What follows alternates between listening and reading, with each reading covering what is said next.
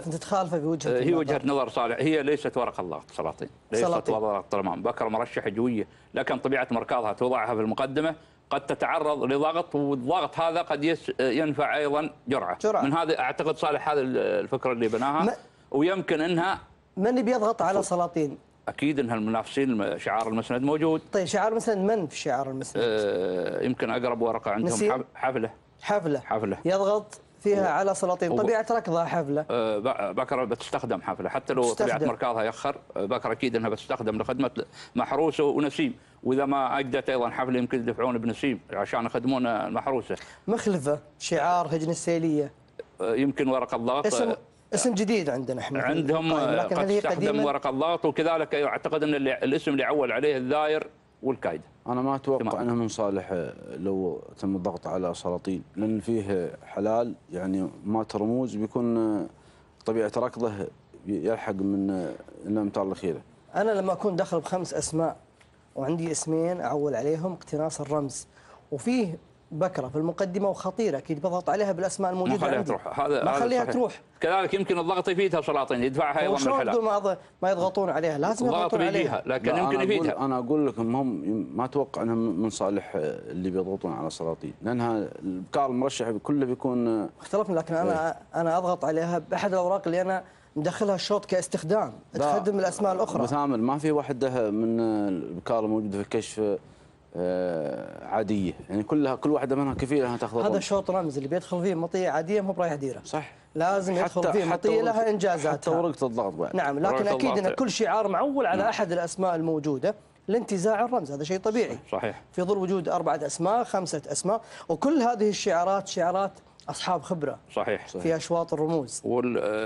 والمفاتيح تقريبا مثل ما عرقنا انها عند شعار القريان، نظرا لوجود الاسمين الاسماء القويه. نعم، اسماء قويه واسمين، واحد يكون في المقدم وواحد في الخلف، لكن الضغط رايح يتم. ويمكن الضغط هذا يجيب ايضا لصالح اللي هي سلاطين، يمكن يتم عليها الضغط وابعادها من الحلال، وبذلك يصعب الحاقه وتعويض الفارقه ايضا، يعني يتطلب جهد مضاعف. نعم. يمكن يبذلون جهود مضاعفه فيما بعد انهم يلحقون سلاطين فعلا وتفلت بروح. عموما فلهم التوفيق مشاهدينا ومستمعينا الكرام، هذه مجرد تحليل وتوقع وتصور لمسار هذا الشوط الاهم، شوط الشلفه الفضيه للجذاع الابكار، الشوط المفتوح، شوط الاسماء والشعارات، الاثاره والتحدي وكذلك المنافسه. ننتقل الى هذا الفاصل ومن ثم نعود لنستكمل الحديث عن اشواط الفتره المسائيه.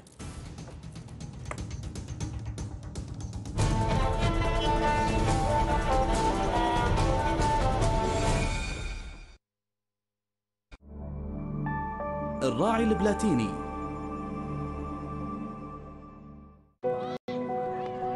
لما زادنا يكون شغل يديننا وعيوننا تشوف مصدره وتراقب خطوة خطوة مراحله، طاقاتنا تتسخر لإنتاجه وأحسن الخبرات تستخدم لتطويره. زادك بيكون صحي، زادك بيكون طازج، زادك بيكون متوفر على طول وبين يديك، لأنه من بلدنا تزودك وتغذيك، بلدنا تقويك علشان تقوى فيك. خليك قوي.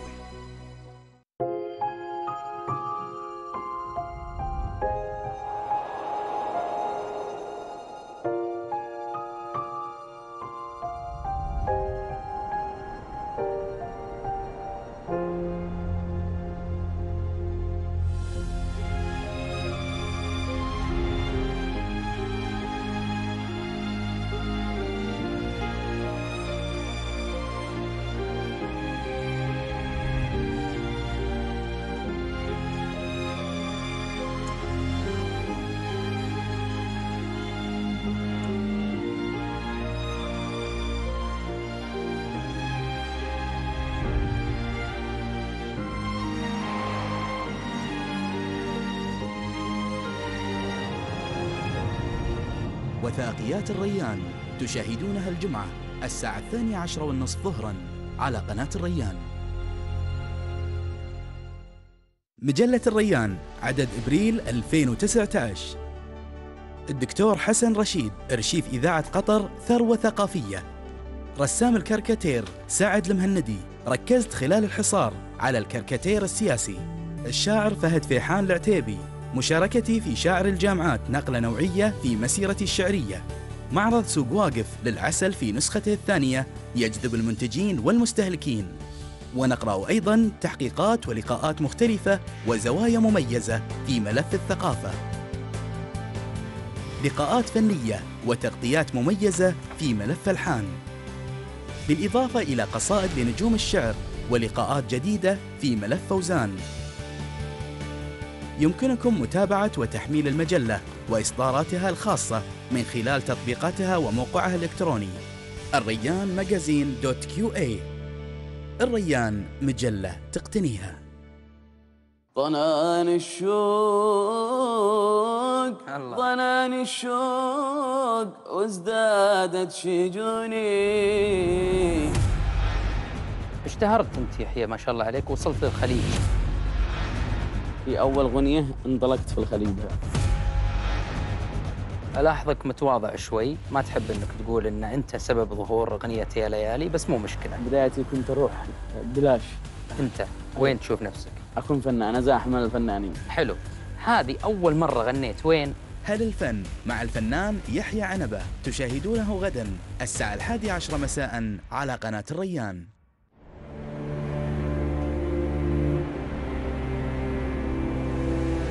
أطلال ذكريات وحنين ماضٍ.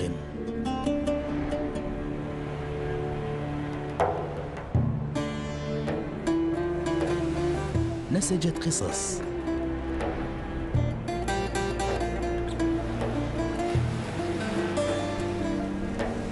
عاشها أهل قطر.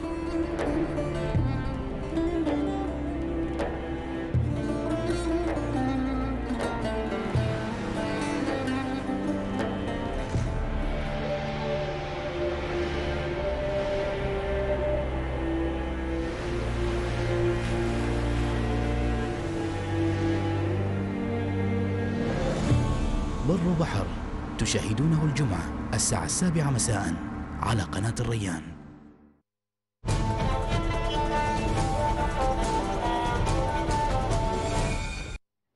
حياكم الله مشاهدينا ومستمعينا الكرام. بعد هذا الفاصل لنعود للنقاش على أشواط الفترة المسائية، وبالأخص الشوط المفتوح للشلفاء الفضية، شوط الجذاع البكار، شوط الأسماء والشعارات التحدي والإثارة. صالح، من وين راح تصدر الأوامر من وجهة نظرك في هذا الشوط؟ الشوط قوي يا أبو ثامر، أتوقع أنها من بعد الكيلو الأخير بيكون فيه أوامر.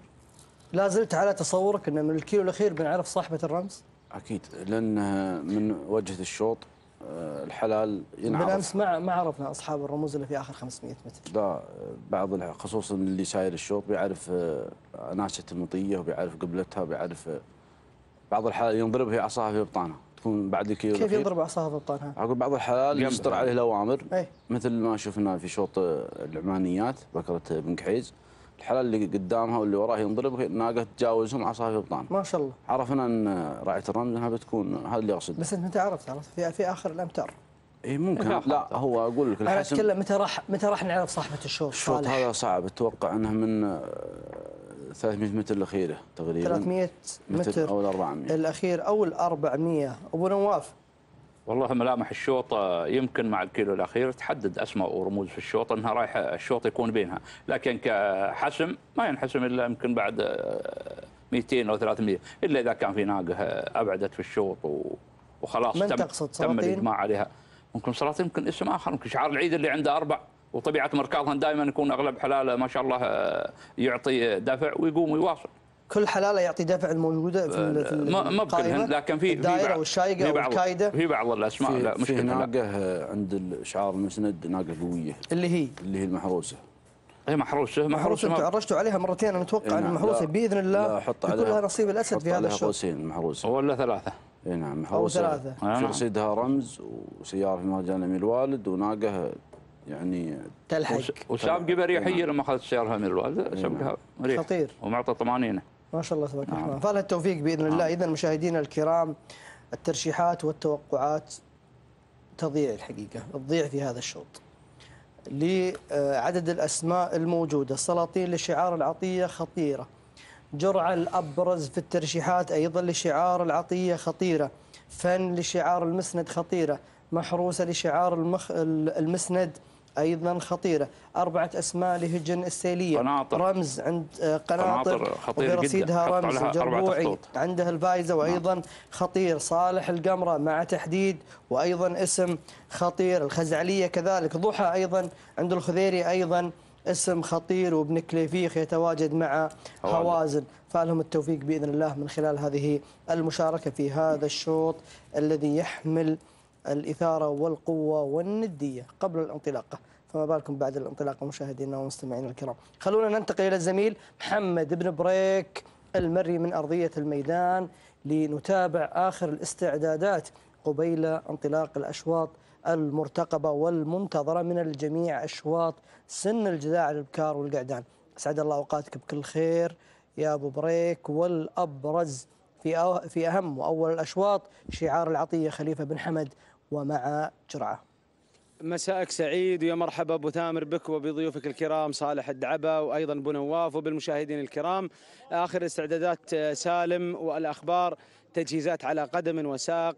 الليله سالم فعلا شاهدت مضمرين لاول مره اشوفهم متوترين الليله من خلال تجهيزاتهم. الشوط هذا شوط البكار وكذلك شوط القعدان واشواط الرموز مثل ما ذكرت سالم الترشيح فيها ضايع، هجن حاصله على بعض الرموز مشاركه، سيارات في رصيدها، اعداد كبيره تشارك من بعض الملاك كشعار المسند، شعار العيده، شعار العطيه خليفه بن حمد العطيه. عدد من الهجن ايضا مشاركه طمعا في انتزاع الرموز. معي مالك الخزعليه خليفه بن خليفه العطيه، احد الملاك اللي دائما يقرون الشوط قراءه صحيحه، راعي الخزعليه اللي اخذت رمز الكويت، واليوم مسجل خزعليه تيمنا بالخزعليه الثانيه. يا مرحبا يا خليفه وفالك التوفيق الليله. يا مرحبا بك يا ابو بريك. نعم، ابرز المرشحات في هذا الشوط، الشوط البكار المفتوح اللي انت مشارك فيه بالخزعليه. والله فيه كلها مرشحات ان شاء الله، وفي بكره عند خليفه بن حمد اللي هي اخذت رمز الامير الوالد، ما يحضرني اسمها الحين. نعم. هي من ابرز المرشحات في شوط البكار. شوط البكار. نعم. والقعدان.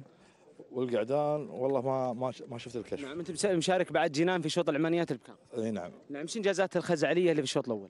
العام رصيدها سياره، والسنه عندها سبقه في تمهيدي السادس. نعم، الاجواء الليله كيف تشوفها؟ والله الاجواء طيبه. نعم. وان شاء الله يوفقنا ويوفق الجميع ان شاء الله.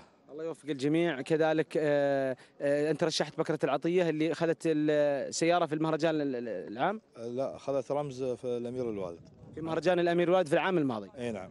نعم، وكيف يكون مسار الشوط؟ هناك عدد من الشعارات وعدد من اللجن حاضره، فرضا المسند عنده 5، العيده عنده 4، العطيه عنده 3 أو 4. هو مبين الشوط اصلا من البدايه بيكون جر. نعم. يعني ما فيه تهدئه. ونشوف نهايه الركض ان شاء الله يوفقنا ويوفقهم ان شاء الله. الله يوفق الجميع. شكرا يا خليفه وفالك التوفيق والناموس. جهز حلالك، موفق ان شاء الله. ايضا حمد بن محمد بن جهويل احد اقطاب المنافسه. مرحبا ابو محمد ومساك الله بالخير وسعداء بوجودك. يا مرحبا وسهلا، حياك الله. الليله ليله الجذاع، انت من المضمرين اللي يحبون هذا السن، بنقول السن الكبير. انت يا حمد تعشق، بسميك من المحاربين القدامى ولا من الجيلين؟ كله ان شاء الله. نعم حمد، انا من الشباب اكيد انك من الشباب، لكن الجذاع والثنايا والحيل لها وضعيه خاصه مع مثلك من المضمرين يعرفون يتعاملون معه. ما يحتاج. نعم، توقعاتك الليله كيف بيكون شوط البكار والقعدان والاشواط الرموز؟ والله بتكون اشواط قويه وما فيها كلام، اشواط الرموز الليله. ابرز الهجن المرشح؟ والله كلهم الربع مشاركين عندهم هجن قويه ونتمنى لهم التوفيق كلهم. كيف بيكون مسار الشوط وانا اشوفك محضر بكره يا حمد؟ مسار الشوط بيكون تعرف تحفظات اكيد في البدايه، لكن ما حد بيخلي حد يعني ياخذ فرصه. انت كاحد كبار المضمرين نعتبرك يا حمد وشهادتنا فيك مجروحه، كيف تعامل مع اشواط الرموز؟ والله هل لها تعامل خاص؟ لا، الجو اليوم مناسب للجميع، ما يحتاج. الجو اليوم مناسب التوقيت، والجو لا هواء ولا الجو قيمه والحمد لله. نعم. لا، تعامل المضمر، تجهيزه للذلول وتعامله في الشوط لمثل هذه الاشواط حمد كيف؟ على حسب الذلول هي اللي تخليك يعني تحكم في مسارها، اذا الذلول طال عمرك انها متقدمه وتنافس بروح او تطلب الركض ما عليها رسخ، واذا الذلول طال عمرك تاخر عليك تجبرك انك تغير من ترتيبك من يوم بدا التخطيط يا حمد والتكتيك وحرق الاوراق. من يقطعون الكيلوين خلاص بدا الشغل. نعم. التوقيت كم توقع الليله؟ 9 اليوم جابوا 9 وثانيتين. الليله عليها خطر ال9 صراحه. عليها خطر. نعم. اكيد بتروح، انت توقع 9 بتروح. والله نتوقع. نعم. اشواط الرموز. اشواط الرموز واشواط الخلاء اقوى. نعم. وانت ايش ترشح لشوط البكار حمد؟ والله كلهم مرشح. الربع كلهم مرشح. ترشح بكرتك؟ باكرتي والله بكره مشاركه وان شاء الله انها ترشح. الله يوفقك يا حمد، احنا نخاف من المشاركه اكيد ناويهم. ابو محمد اليك الكلمه سالم ولضيوفك الكرام، الشوط يستعد للانطلاقه. سالم. محمد اذا معي انت. نعم معك محمد. فيه انتقال في اخر الكشوفات بالاخص في شوط الجذاع القعدان العمانيات، ما يخاف. نعم. مسلم بن عبد الله بن مسلم المسلم يقول منتجنا تم تغيير الاسم الى الاسد، وعند محمد بن علي بن حمد بن علي المري. اكيد سالم بناء على التغيير اللي تم الان هناك انتقال ملكيه، هذا واضح. اللجنه في لقاء مع ابو زايد قبل استعداداتنا للمهرجان اوضح للجمهور من خلال قناه الريان ان بامكان جميع المشاركين انتقال المطيه من مالك الى مالك، بس يعرضونها اثناء وجودها في التحضير، ما يحتاج تجي للجنه. فاللجنه جزاهم الله خير مسهلين على ملاك الهجن، والانتقال سهل جدا جدا. طيب اتوقع ان انتقلت الملكيه. نعم شكرا محمد، والله يعطيك العافيه، وكذلك نتمنى التوفيق لجميع المشاركين في مسار هذه الاشواط. بن جهويل يقول راح تبدا العمليات من كيلوين. اكيد ابو محمد. في اخر كيلوين. اكيد في اخر كيلوين، اللي عنده حلال مخر يقرب بالسماعه ويحاول يكون قريب من منطقه العمليات، بحيث انه في حلال اكيد متدافع دفع تلقائي، وتكون او بعضهم مستخدم اوراق وتبعثرت الاوراق في الكيلو الاخير. نعم. او الكيلوين الاخير هني تبدا كم نتوقع التوقيت الزمني لهذا الشوط ابو نواف؟ والله الفتره الصباحيه 9 وثانيتين اليوم وست اجزاء. التسع في خطر، يمكن التسع يمكن ولا اكيد 57 9 58 يعلم الله 56 56 57. اذا التسع اليوم عليها خطر، مثل ايضا ما اشار وتوقع سعد بن متلع بالامس في برنامج الرئيس. ننتقل الى قائمه باسماء الهجن المشاركه في الشوط المفتوح للجذاع القعدان، شوط الخنجر الفضي.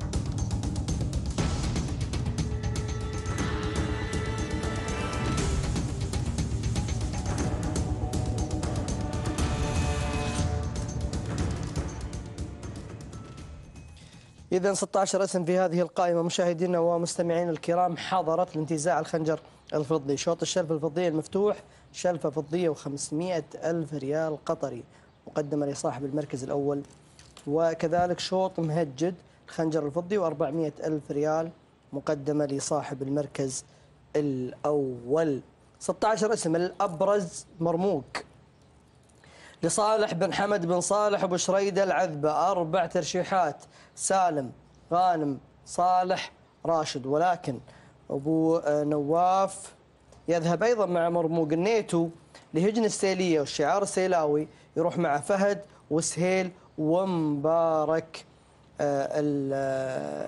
ابن تريحيب. فلهم التوفيق بإذن الله في ظل وجود 16 اسم. إذن الأبرز عندي اسمين أبو نواف. أمس في شوط الجذاع الإنتاج كان ابن ترحيب يتواجد من خلال حبوبة. نعم. ما حد رشحها وما حد تطرق لها وانتزعت الشلفة الفضية. نعم. اليوم أيضا السندوانة مع مهجد في أول القائمة، ما حد تطرق لمهجد وما حد رشحه، فقد يحدث المفاجأة السندوانة في مسار هذا الشوط. العوامل التشابه موجودة، كانت حبوبة عندها سيارتين، مهجد عنده سيارتين. ما شاء الله تبارك الله. عوامل التشابه موجودة. مهجد يعول على السندوانة ويستاهل زميلنا اللي دفع بمهجد في هذا الشوط، مهجد على قد الحدث، بالإضافة إلى أن كل القاعدين لها إنجازات سابقة.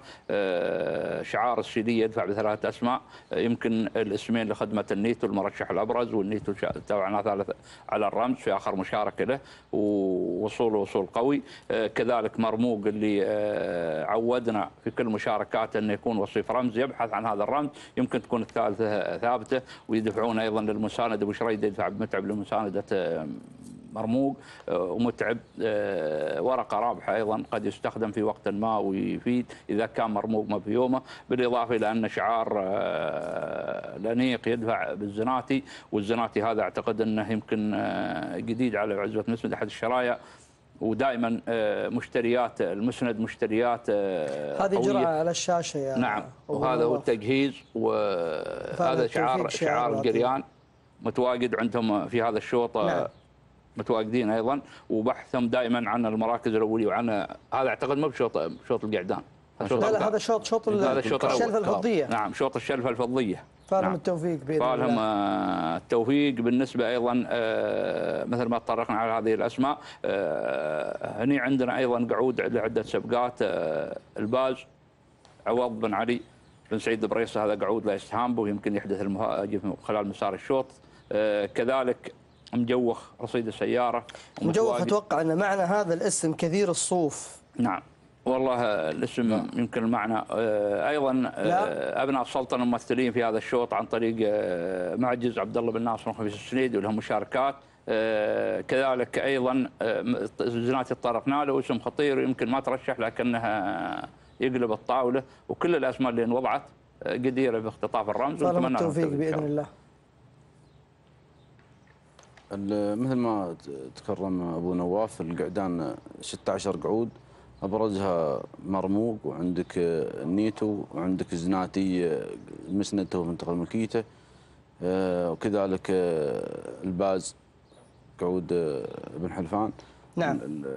الرفاع قعود بن جهويل، كلها قعدان لها انجازات ولها ماضي طيب. وهذه سلاطين يا صالح اللي انت مرشحها لانتزاع الناموس. صالح الناموس ان شاء الله. اللهم امين. فلهم التوفيق باذن الله من خلال هذه المشاركه. اذا ايضا حتى الاسماء التي تتواجد في شوط الجداع القعدان كلها اسماء كفيله بانتزاع الناموس، ولكن الابرز من ناحيه الترشيحات مرموق والنيتو، وفي اول القائمه مهجد للسندوانه في رصيد سيارتين.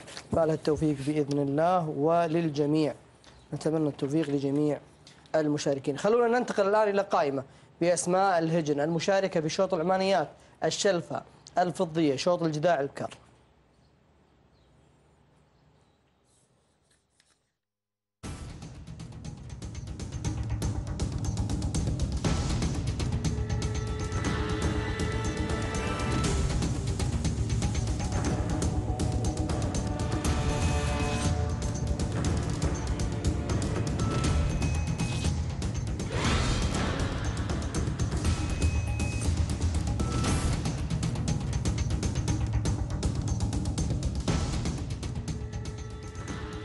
إذا مشاهدينا الكرام 16 اسم في هذه القائمة. الأبرز شفرة، 3 ترشيحات لشعار المسند، ناصر بن عبد الله بن أحمد بن عبد الله المسند شعار خطير. سالم السندوانة، فهد المهندي، مبارك ابن تريحيب يرشحون شفرة لانتزاع الرمز في هذا المساء. العيطموس أيضا ناصر بن عبد الله المسند يرشحها غانم أبو ذيب، وكذلك صالح الدعبة لانتزاع الشلفة الفضية. شاهينية جابر بن محمد بن راشد الجربوعي يرشحها سهيل لانتزاع الشلفة الفضية. أزمة هجن السيلية يرشحها راشد أيضا لانتزاع الرمز. نعم، مثامر هذا الشوط أيضا محير نظرا لوجود الأسماء اللي فيه كلها لها إنجازات. علاج على راس القائمه لها عده سبقات عند الحوسني. الشاهنيه ناصر بن راشد الزبداني لها في رصيدها سيارتين. ازمه عده سبقات وثالث على الرمز مرتين اعتقد ثالث على الرمز. مغيضه هجن السيليه ودوما وعرماس، هذه اسماء ايضا عودتنا على المنافسه. هل فيه ورقه رابحه بجوار ازمه؟ هذا الشيء يدري به عبد الله العيد اللورد، وكذلك ايضا المتابع بالرايه. بالنسبه للشاهينيه اللي احتلت المركز الثاني على الرمز عند بن جبران، لا يستهان بها، بكره وصولها في اخر مشاركه لها وانتزاعها المركز الثاني على العيطموس بفارق بسيط، يعطي دلاله واضحه انها بكره جويه. ومن ضمن الاسماء اللي تصنف السحميه عند محمد بن طالب. اتوقع هذه نسيم ايضا الشوط المفتوح. نعم، هذا الشوط المفتوح. بن عقيل دائما يدفع بالاسماء القويه، ومشاركاته دائما ناجحه في اسواق الرموز، ويقدم مفاجات. النويعس عند بن جهويل ايضا من الهامات اللي يحسب لها بن جهويل، ودخوله في الرمز وضع النويعس دليل على انه ايضا معزم على المنافسه. وزن بن نايفه، اليوم بن نايفه اخذوا رمز، وهذه البكره ايضا مسجله افضل توقيت وعندها السياره وزن، واعتقد انهم لا زال يحدون الامل انهم يعيدون الكره في هذا المساء الليله، ووزن جدير بذلك. العيطموس صاحبه الرمز وترشحت من اخواننا، كذلك حشيمه عند السريطي وزعفرانه أجنان، هذه الاسماء. الشفره اقوى المرشحات، هذه مشريه جديده اعتقد. اقوى المرشحات صالح الدعبه. نعم، هذه عندها سيارتين عند بن نعم. حمزه. صالح انت رشحت؟ عيطموس. العيطموس. نعم. انتم غانم. انجازات العيطموس. عيطموس صاحبه الرمز الشوط هذا في مهرجان الامير الوالد، نتمنى لها ان شاء الله التوفيق. والشوط هذا يعني صاحبة الرمز حاضرة، والوصيفة الرمز والثالثة على الرمز في المنافسة على أشده بالشوط هذا. نعم، فلهم التوفيق بإذن الله. ننتقل الآن إلى قائمة بأسماء الهجن المشاركة في شوط الخنجر الفضي للجذاع القعدان شوط العمانيات.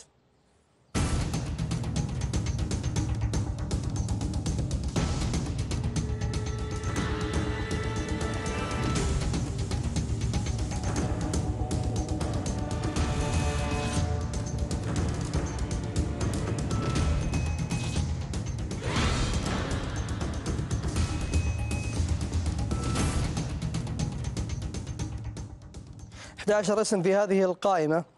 الأبرز في الترشيحات غرياف مع شعار المسند ناصر بن عبد الله بن أحمد بن عبد الله المسند. سالم فهد سهيل وكذلك مبارك يرشح غرياف لانتزاع الرمز. معزم ذهب مع غانم الهاجري لسالم بن عنزام بن خاتم النعيمي. عبرود مع سالم بن محمد بن طالب بن عقيل يرشحه صالح النابت.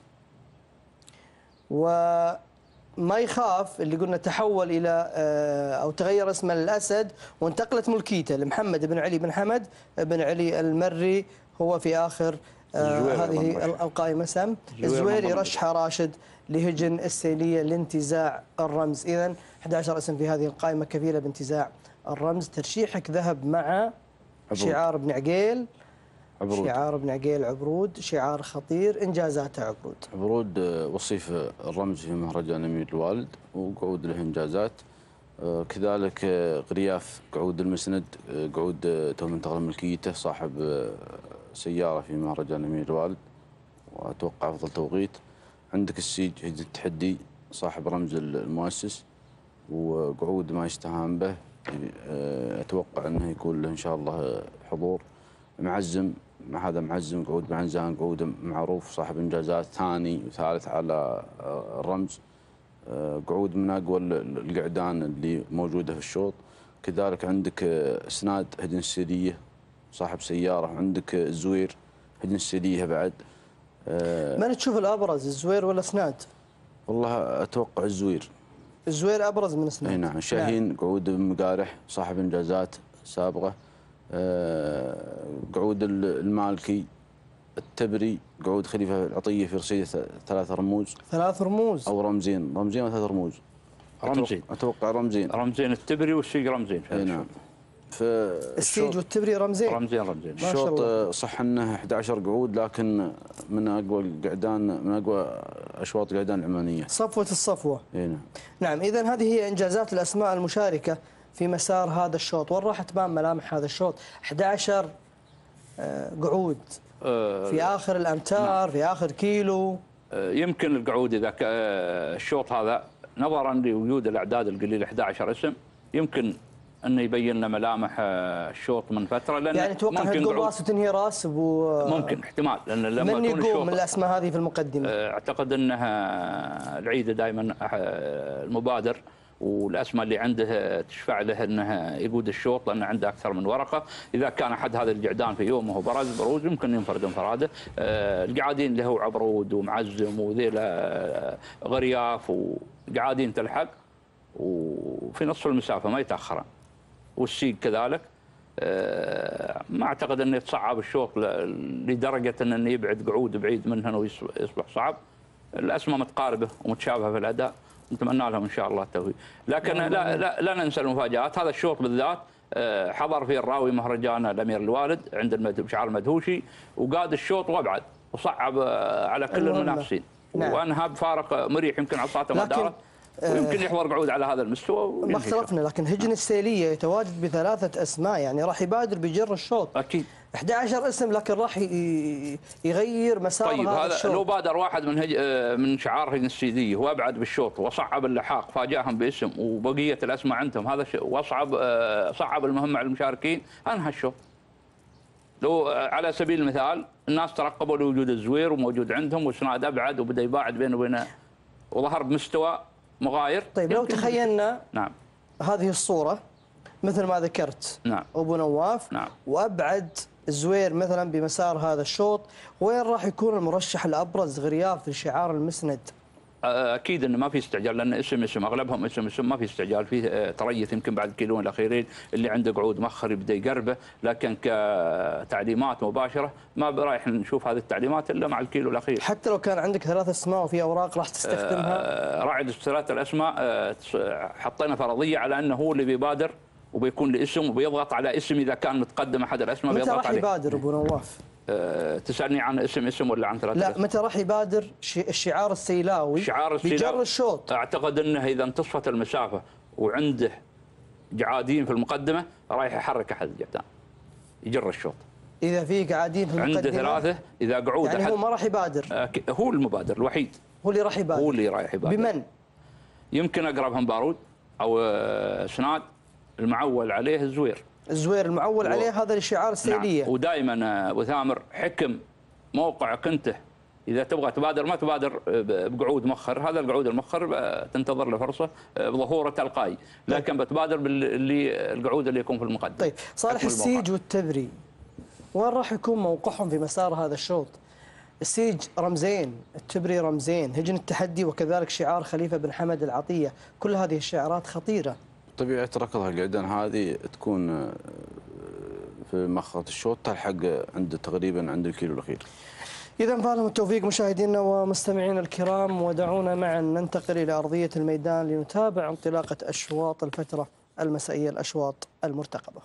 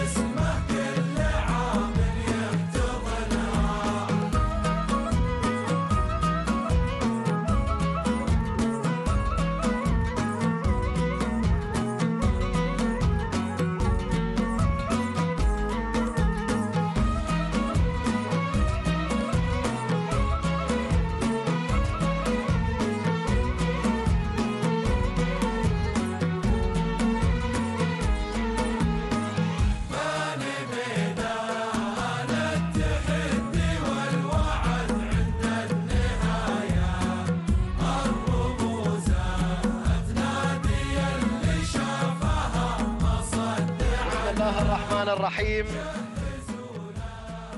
مشاهدينا ومتابعينا الكرام أينما كنتم، سلام الله عليكم ورحمته تعالى وبركاته.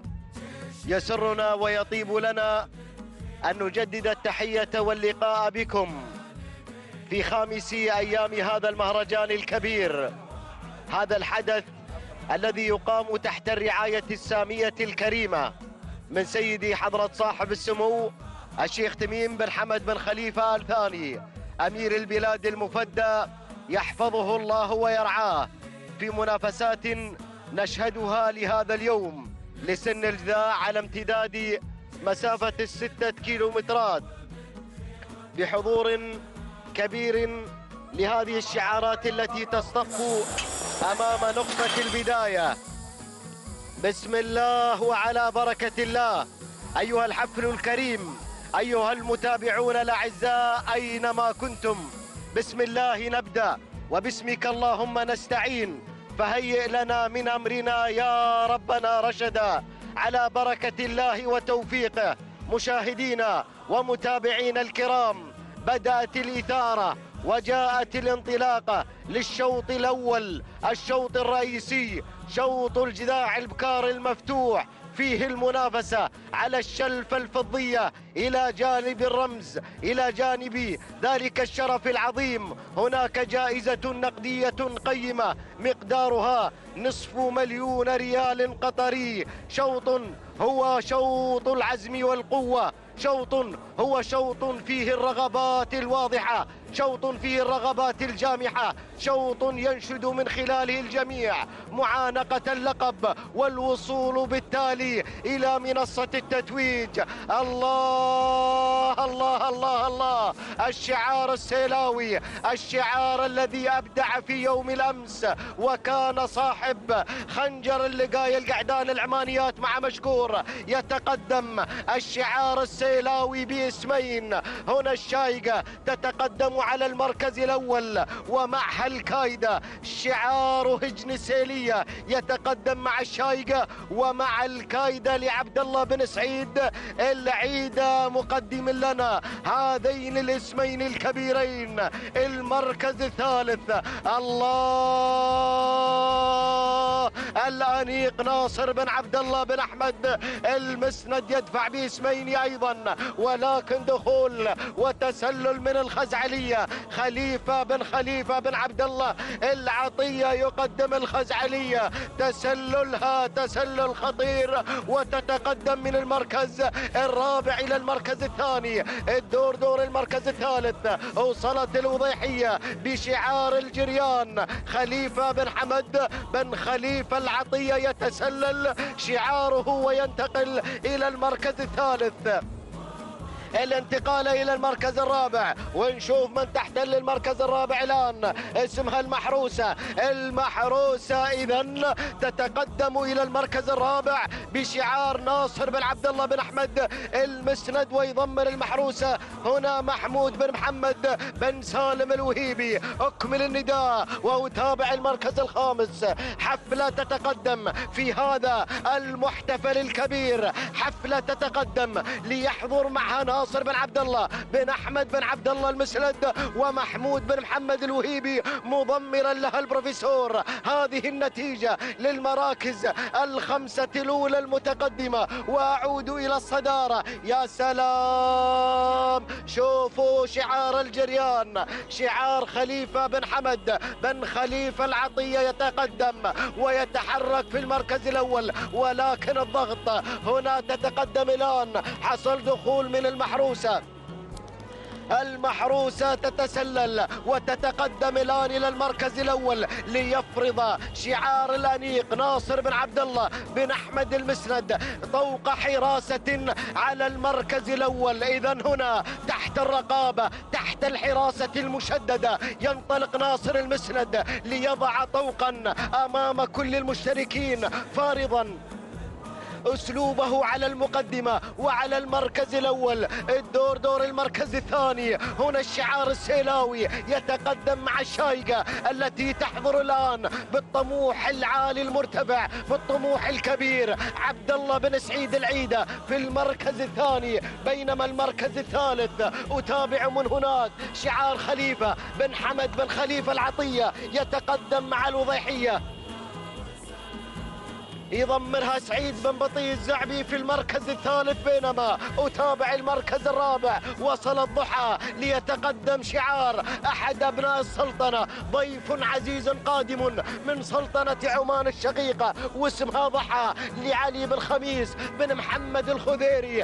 أما المركز الخامس فتتقدم إليه فن وأول إذاعة لفن لناصر بن عبد الله بن أحمد بن عبد الله المسند، حاضرا مع فن في المركز الخامس بقيادة المضمر راشد بن بطي الزعبي. إذا المسند على المركز الخامس مع فن، ولكنه مع المحروسة هناك في المركز الأول يحرس المقدمة شعار الأنيق باسطا سيطرته المطلقة، يفرض حراسة مشددة على مركز النفوذ. نعم هذا هو مركز النفوذ، نعم هذا هو مركز البطولة، نعم هذا هو مركز الرمز. يتقدم إذن شعار الأنيق ناصر بن عبد الله بن أحمد المسند، يعتني بالمحروسة أحد فلاسفة المضمرين البروفيسور محمود بن محمد بن سالم الوهيبي، يحمل شهادة الأستاذة في الدكتوراه. هنا الأستاذ الدكتور محمود الوهيبي منطلقا مندفعا فمع المركز الأول في قلب الصدارة. أرى شعار المسند لما لا وهو يدفع بفن لتنضم إلى المحروسة، ليكون شعار الأنيق شعارا متصدرا للمشهد، مسيطرا على الموقف. المركز الثالث الشايقة شعار هجن سيلية في المركز الثالث، يريد أن يعانق اللقب كما هو الطموح مشروع للأنيق ولكل المشتركين. المركز الرابع تتقدم الوضيحية خليفة بن حمد بن خليفة العطية، التضمير مع علي بن خميس الخذيري. أما المركز الخامس فمن هناك نرى شعار الأنيق ناصر بن عبد الله بن أحمد المسند، واسمها على ما يبدو شجاعة. نعم هذه شجاعة في المركز الخامس، والشوط هذا يتطلب الشجاعة، يتطلب البسالة، يتطلب الإقدام. من أراد شرف الناموس فليتقدم، فليقدم على الصدارة، فليقدم كما يقدم الأنيق، فليتقدم كما تتقدم لنا المحروسة. هنا على المركز الأول فن، في المركز الثاني أي فن، أي أناقة، أي انطلاق. الأنيق ناصر بن عبد الله بن أحمد المسند حتى الآن يسير له الشوط كيفما يخطط، كيفما يريد، كيفما يشتهي. الأنيق إذن هناك على المركز الأول المحروسة، من تحرس هذا المركز النافذ، من تحرس هذا الموقع الاستراتيجي. نعم إنه المركز الأول يتعاقد معه ناصر بن عبد الله بن أحمد المسند ليفتتح الآن الكيلو الأخير، الكيلو الخطير. الشلفة الفضية وصلت هنا، وصل شعار الجريان، وتقدمت مشاهدينا ومتابعينا الكرام. يا سلام يا جرعة، هذه جرعة تأتي الآن بجرعة أمل كبيرة لمالكها خليفة بن حمد بن خليفة العطية. جرعة جرعة جرعة، الله، ومرت جرعة وعبرت جرعة وفرقت الجمع، فرقت الجموع وانطلقت إلى الرمز. الشلفة حتى الآن مع خليفة بن حمد بن خليفة العطية، من قدم جرعة لتكون جرعتها جرعة إضافية من الطاقة الثانوية، من الطاقة التحويلية. يا سلام، هذا هو شعار الجريان وهذه جرعة الجريان. يا سلام يا سلام،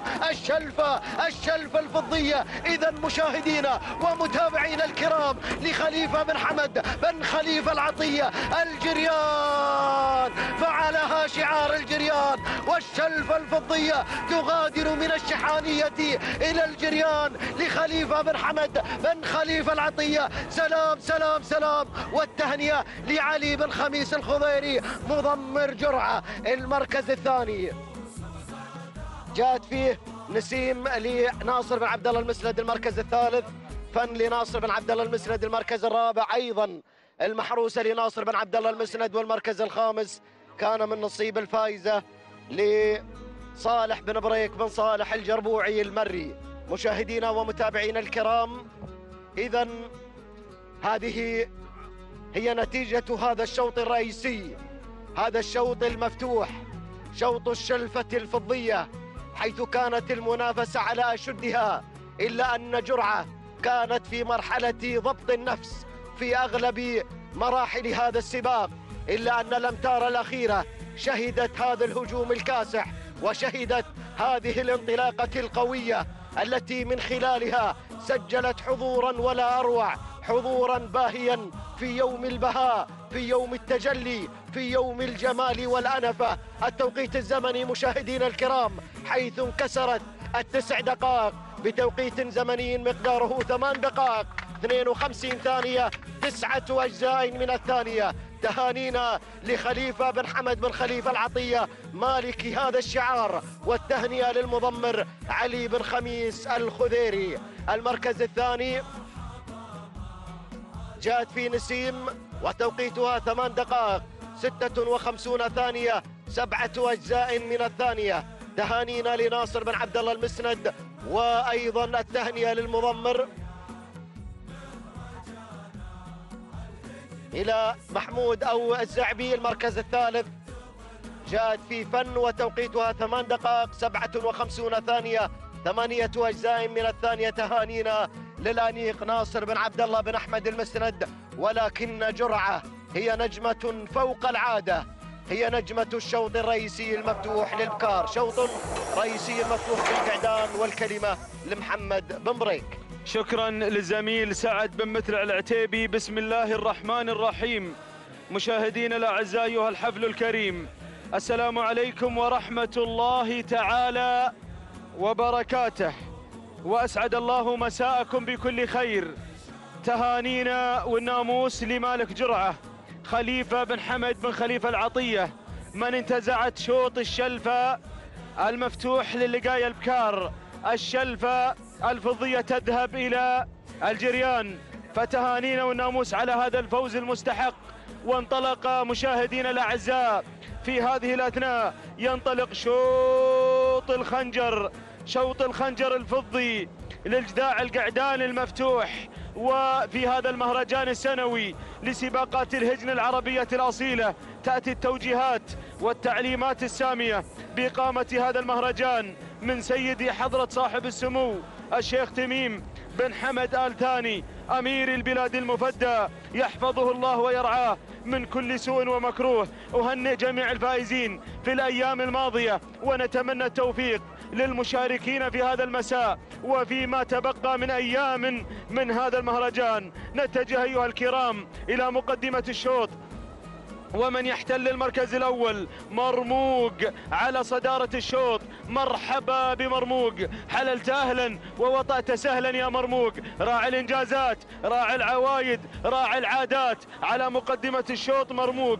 أقوى المرشحين لاختطاف الخنجر الفضي في هذا المساء لجداع القعدان. صالح بن حمد بن صالح بوشريدة يقدم مرموق.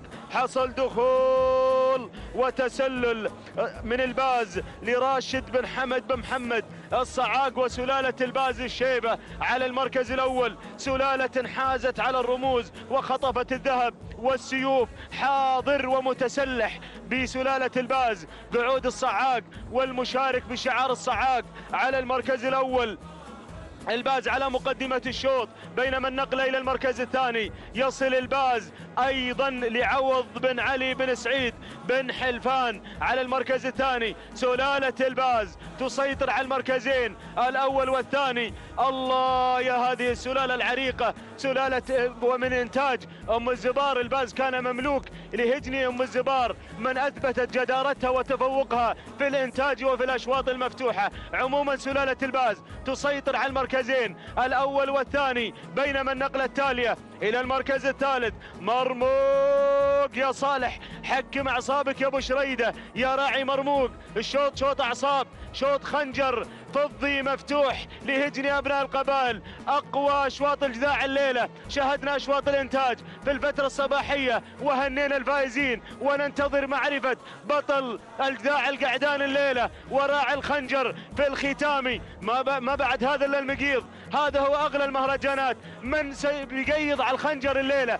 من سيقيض على الخنجر المفتوح من هؤلاء الملاك والمضمرين؟ شرف كبير بل شرف عظيم اختطاف الخنجر الفضي في مهرجان سيدي أمير البلاد المفدى تميم المجد، تميم المكارم. هذا المهرجان الغالي على قلوب ملاك الهجن في دولة قطر وفي الخليج. المركز الرابع يصل فيه بارود. عبد الهادي بن سعيد بن ذروة البريدي راعي دروب حاضر مع بارود على المركز الرابع. ننتقل إلى المركز الخامس ومن يتقدم يصل الشاقي هجن السيلية يا اللورد، هجن السيلية يا أبو سعيد. عبد الله بن سعيد العيدة من شكر مشكور في ليلة البارحة، يبحث أيضا عن اختطاف الرموز وعن انتزاعها وهو كفء لها. أبو سعيد أحد الداعمين لشعاره بالمشترى وبالإنتاج، مميز في كل شيء أبو سعيد. العودة إلى مقدمة الشوط، ولد الباز بل عيال الباز تحكم القبضة على المركزين الأول والثاني. سيطرة لهذه السلالة على المركزين الأول والثاني. الله، باز الصعاق مع المركز الأول، باز بن حلفان مع المركز الثاني في شوط الخنجر. الله، هو يا مرموق، مرموق مع المركز الثالث يتربص بالمقدمة. أحد أبرز المرشحين، أحد أعنف المشاركين في أشواط الرموز، في أشواط القوة، في أشواط الإثارة. يتابعها أيضا أحد المخضرمين، أحد الجباهدة، جباهدة التضمير، أحد الخبراء، صالح بن حمد بشريدة مع المركز الثالث. جهابذة التضمير يا ابو شريده. الله يا مرموق على المركز الثالث، بينما دور المركز الرابع. ومن يتقدم في هذه اللحظات البريدي بن ذروة يتقدم مع بارود. الله يا بارود، ينطلق على المركز الرابع عبد الهادي بن سعيد بن ذروة البريدي مع المركز الرابع. بينما المركز الخامس ومن يتقدم يصل شعار الجريان، يصل الزناتي، يصل الزناتي او الانيق، يصل ممثل الخور مع المركز الخامس. الزناتي الزناتي الزناتي الزناتي. وين ابو زيد الهلالي رفيق الزناتي؟ يا المسند يا ناصر يا بن عبد الله، يا المسند يقدم الزناتي احد فرسان بني هلال المشهورين مع المركز الخامس. العودة الى مقدمة الشوط، الى المركز الاول. ما زال الباز على صدارة الشوط ومرموق يرقص بين هذه السلالة، بين باز الصعاق وباز بن حلفان. مرموق يتربع في المركز الثاني في هذه اللحظات، والعين على الخنجر الفضي. ما زال الباز مع المركز الأول. نقترب من اختطاف الخنجر الفضي الليلة لمن من هؤلاء المضمرين العمالقة. المركز الثاني الصعاق وباز الصعاق، المركز الثالث باز بن حلفان، المركز الرابع يصل الأنيق. الحق ما تلحق يا الأنيق. ناصر بن عبد الله بن أحمد المسند يقدم الزناتي. اللورد قادم مع النيتو وحلف النيتو أيضا يقصف المركز الخامس في هذه اللحظات. حل النيتو مع المركز الخامس وهجن السيلية. اللورد احلوت المنافسة أيضا. مجوخ أراه يقترب، مجوخ مع بمصرقع. يا سلام، هذه اللحظات الحاسمة مشاهدينا الأعزاء. العودة إلى مرموق يستلم المقدمة، مرموق يستلم الصدارة، مرموق يستلم المركز الأول. شوط الخنجر الفضي للقعدان. الله يا سلام، مرموق بشريدة 1200 متر، ولع الشوط ومرموق هو الوصيف على هذا الشوط وصاحب رموز في العام الماضي ومرشح ترشيح قوي. مرموق بشريدة يمتحن في الختام. الله يا مرموق مع المركز الأول. باز بن حلفان مع المركز الثاني. الكيلومتر الأخير. المركز الثالث يصل باز الصعاق. المركز الرابع يصل مجوخ مع المركز الرابع وحسين بن صالح بن راشد الجربوعي. يا سلام الخنجر الفضي. مرموق ضارب الخنجر. الباز مع المركز الثاني، مجوخ مع المركز الثالث. الله يا سلام، الخنجر الفضي مع من؟ بشريدة هو الأقرب. مجوخ قادم، أباز بن حلفان قادم. الله يا سلام، بمصرقع قادم مع المركز الثاني. يقود فهد بن سعيد المصرقع بالتضمير، ولكن بشريدة يا سلام،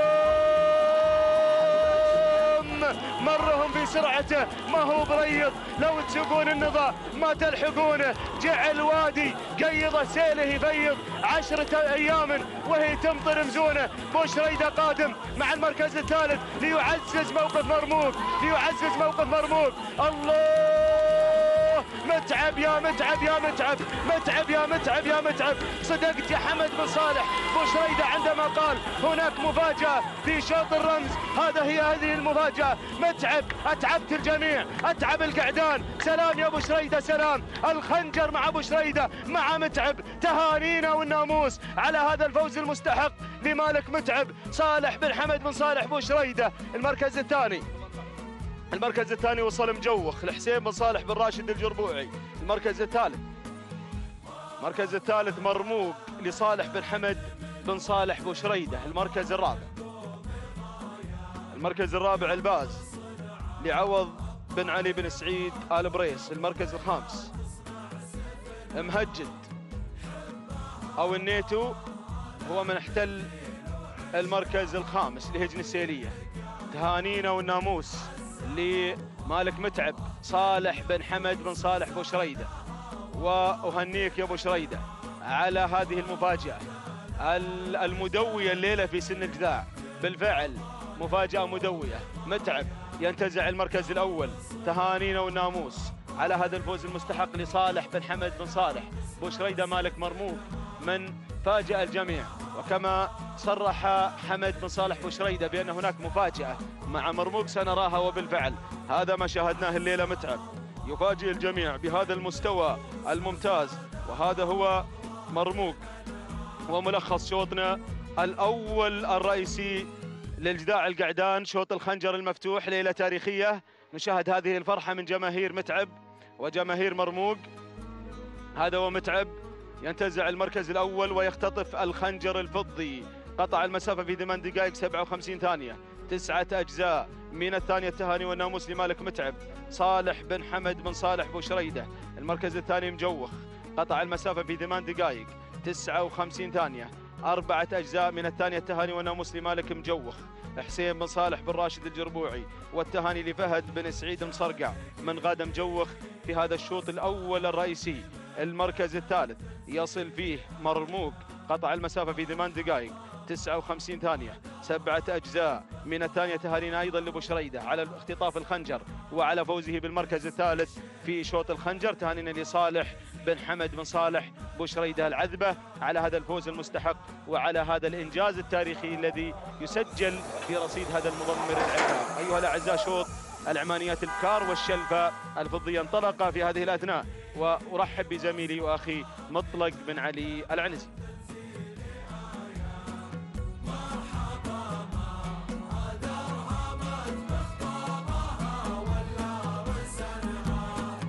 بسم الله الرحمن الرحيم، بسم الله نبدأ، بسم الله نستعين. متابعينا ومشاهدينا الكرام في كل مكان، أحييكم وأرحب بحضراتكم في هذا المساء المميز، المساء الجميل، ضمن هذا المهرجان السنوي الكبير لسباقات الهجن العربية الأصيلة، على سيف حضرة صاحب السمو الشيخ تميم بن حمد بن خليفة آل ثاني أمير البلاد المفدى، يحفظه الله ويرعاه.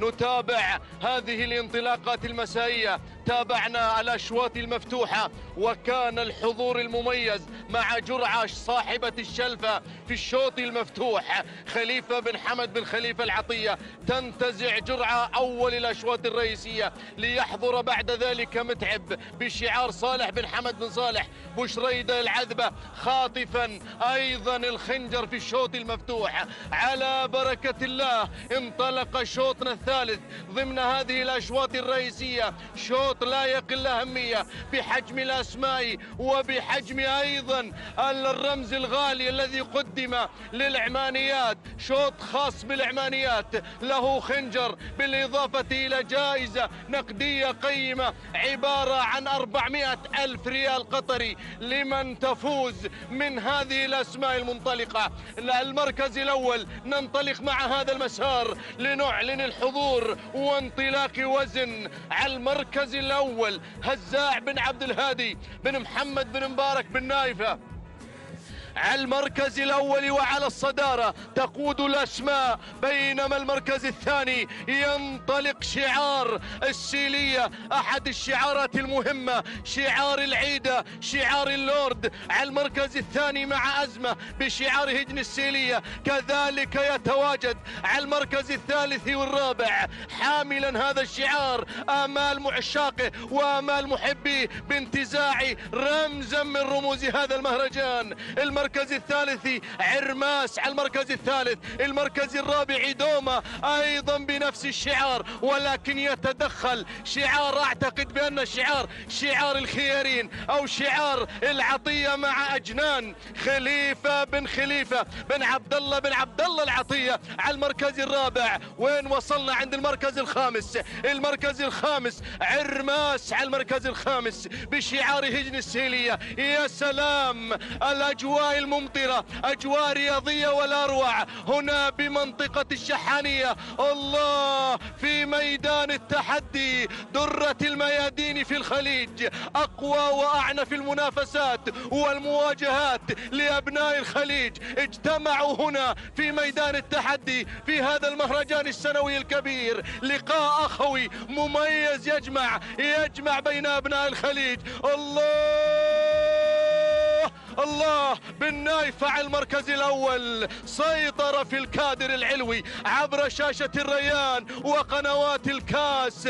الله يا بن نايفة، يطمح بن نايفة بتحقيق هذا الرمز الغالي، وهذه وزن صاحبة إنجازات تقدم جديدها في هذا اليوم. على المركز الأول هزاع بن عبد الهادي بن محمد بن بارك، بن نايفة على المركز الأول.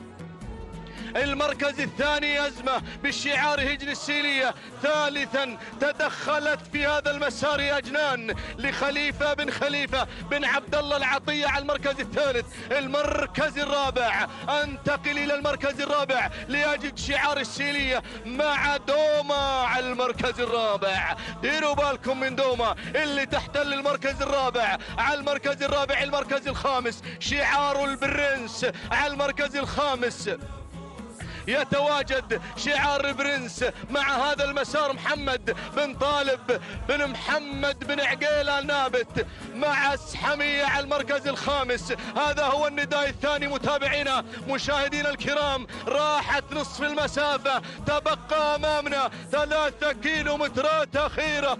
الله، يا هذا الرمز الغالي، يا هذا الرمز الخطير، يا هذا الرمز المثير. ولكن نعود إلى الشعار اللي يحتل المركز الأول، الشعار التاريخي، الشعار الخطير، الشعار المميز. هزاع بن عبد الهادي بن محمد بن مبارك بن نايفة يطمح بالرمز الغالي، يطمح بالشلفة. الشلفة أحد رموز هذا المهرجان وغالي هذا الرمز بالنسبة أيضا للعمانيات. الله يا وزن، الله يا وزن. اقتربنا من الشلفة. المركز الثاني العطية بالشعار الشطرنجي ينطلق على المركز الثاني مع أجنان خليفة بن عبد الله العطية على المركز الثاني. نقلة أخرى إلى المركز الثالث، شعار السيلية على المركز الثالث. وهذه أزمة لهجن السيلية. المركز الرابع هناك اسحمية على المركز الرابع، محمد بن طالب بن محمد بن عقيل النابت. المركز الخامس زعفرانة تتواجد وتنطلق. أول نداء لها أحمد بن علي بن راشد العبد الله السبيعي. هذا النداء الثاني يا اخواني، هذا النداء الثاني. بدأنا بالانعطاف التدريجي الى الشلفة. بدأنا نقترب منها، بدأنا نقترب من الرمز الغالي. الله يا بن نايفة، الشعار التاريخي على المركز الأول ينطلق مع وزن عبد الهادي أو هزاع بن عبد الهادي بن محمد بن مبارك بن نايف على المركز الأول وعلى الصدارة يقود الأسماء، لكني أرى أسماء قادمة، أسماء قادمة وطامحة أيضا ومنطلقة نحو الشلفة. المركز الثاني هذه هي أجنان خليفة بن عبد الله العطية. المركز الثالث يتحرك شعار السيلية مع أزمة. المركز الرابع بن عقيل. المركز الخامس ماذا أرى المسند، الرجل الأنيق قادم.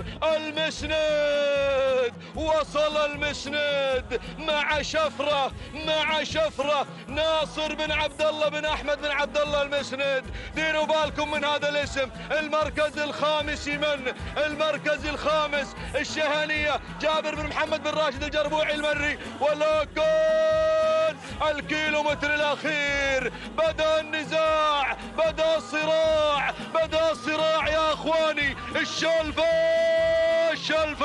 الشلفة بانت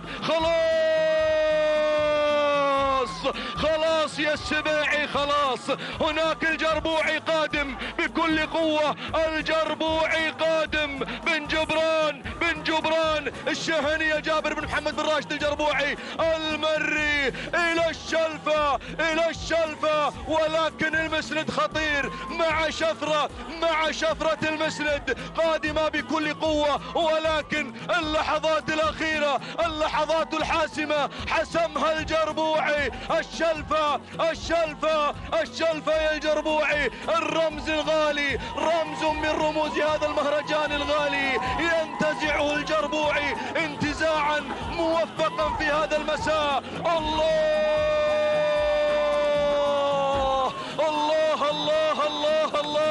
هذا هو الرمز. يذهب إلى الجربوعي، يذهب إلى الجربوعي، إلى بن جبران جابر بن محمد بن راشد الجربوعي المري. حيوها خذت الشلفة، فازت بالشلفة في هذا اليوم. تهانينا والناموس لمالك الشهنية جابر بن محمد بن راشد الجربوعي المري. المركز الثاني أجنان خليفة بن عبد الله العطية. المركز الثالث شفرة لناصر بن عبد الله بن أحمد بن عبد الله المسند. المركز الرابع وصلت اسحمية لمحمد بن طالب بن محمد بن عقيل آل نابت. المركز الخامس هذه هذبة لسالم بن عنزان بن خاتم آل عنزان النعيمي. متابعينا مشاهدينا الكرام، صراع الكبار والبقاء دائما لمن يستحق البقاء دائما في الصدارة. هذه من فازت بهذا الشوط،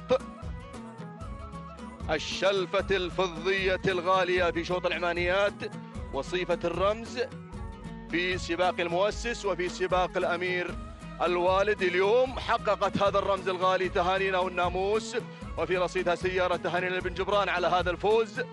هذا هو سالم بن جبران المري، وهذه لحظة وصولها إلى خط النهاية. الشهنية 8 دقائق 55 ثانية 9 أجزاء من الثانية. تهنئة لجابر بن محمد بن راشد الجربوعي المري على تحقيق الشهنية هذا الرمز الغالي. تهانينا والناموس. المركز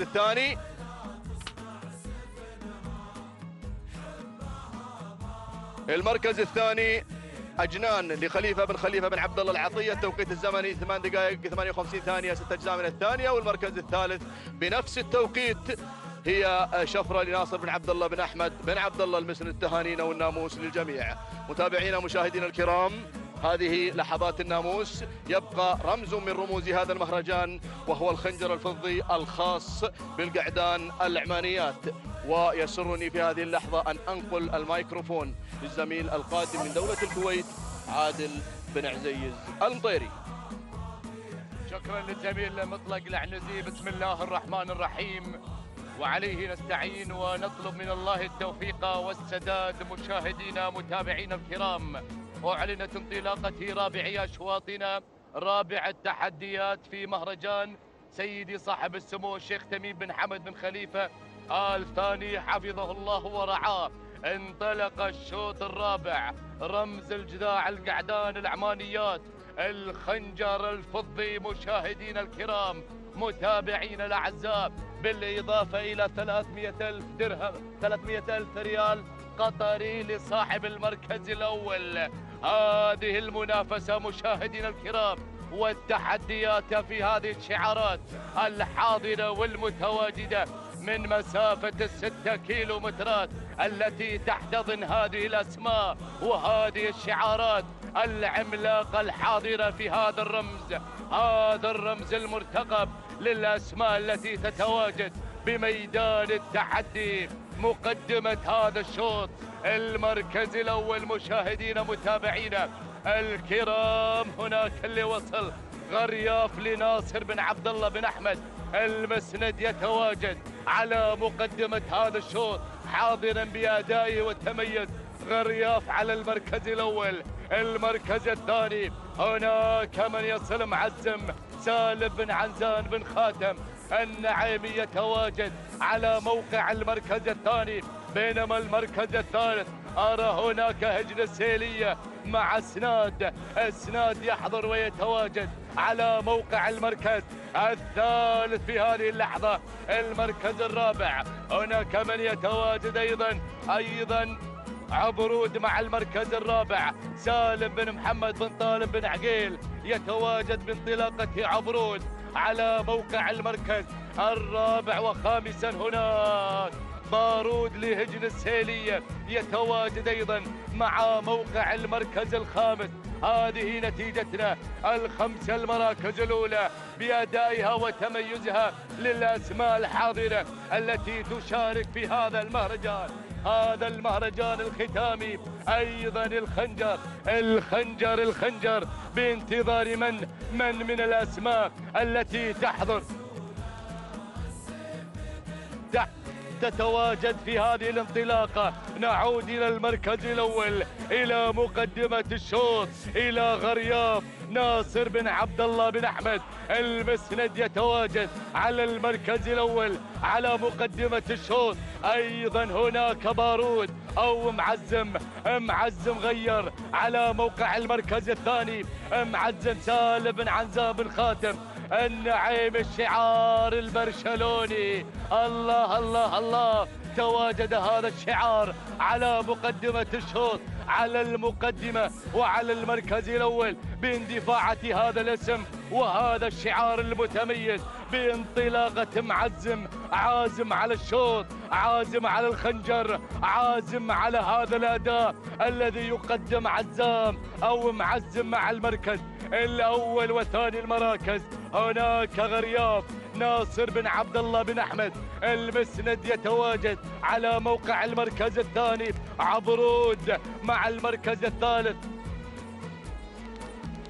لسالم بن محمد بن طالب بن عقيل المري يتواجد على موقع المركز الثالث. أما المركز الرابع اسناد لهجن السيلية، اسناد مع المركز الرابع. الله الله الله، خامس المراكز التبري لخليفة بن حمد بن خليفة العطية يحتل المركز الخامس في هذه اللحظة. هناك الأسماء وهذا النداء للمشاركين والحاضرين في هذا الانطلاق المساء الجميل. الله الله الله، مقدمة الشوط المركز الأول. نعود إلى المراكز الأولى وإلى المتقدمين وإلى الشعار البرشلوني الذي يقود المشاركين، شعار الأبطال. الله الله الله، هذا هو معزم على المركز الأول على مقدمة الشوط مع منافسة الأبطال. يتواجد هذا الشعار على المقدمة ومندفعا إلى المركز الأول. الله الله الله، هذا هو الشعار البرشلوني. يتقدم الحضور ويشارك بكل قوة وبكل جدارة مع المتنافسين والحاضرين ما بين معزم لسالم بن عنزان بن خاتم النعيمي وأيضا غرياف المرافق لهذا الشعار. مع غرياف على المركز الثاني ناصر بن عبد الله بن أحمد المسند يتواجد مع موقع المركز الثاني. ما بين الاثنين متواجدين من الانطلاقة ولا زال معزم. وأيضا هناك غرياف يتنافسون على الصدارة، يتنافسون على الصدارة وعلى المركز الأول في شوط الخنجر، في شوط الخنجر. يا سلام. المركز الثالث عبرود مع المركز الثالث لسالم بن محمد بن طالب بن عقيل المري يحتل المركز الرابع. المركز الرابع هناك أيضا التبري لخليفة بن حمد بن خليفة العطية يصل في هذه اللحظة إلى موقع المركز الرابع، إلى المركز الرابع. أما المركز الخامس هناك هجن التحدي مع انطلاقة واندفاع السيج مع المركز الخامس. هذا السيج لهجن التحدي يصل في موقع المركز الخامس. يا سلام.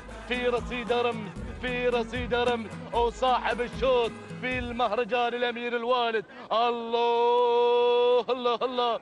هذه مشاهدينا الأعزاء الخمسة المراكز الأولى المتنافسين الحاضرين في هذا الشوط، في هذا الشوط، في هذا الرمز الغالي، الرمز الغالي. شوط الخنجر، شوط الخنجر. يا سلام.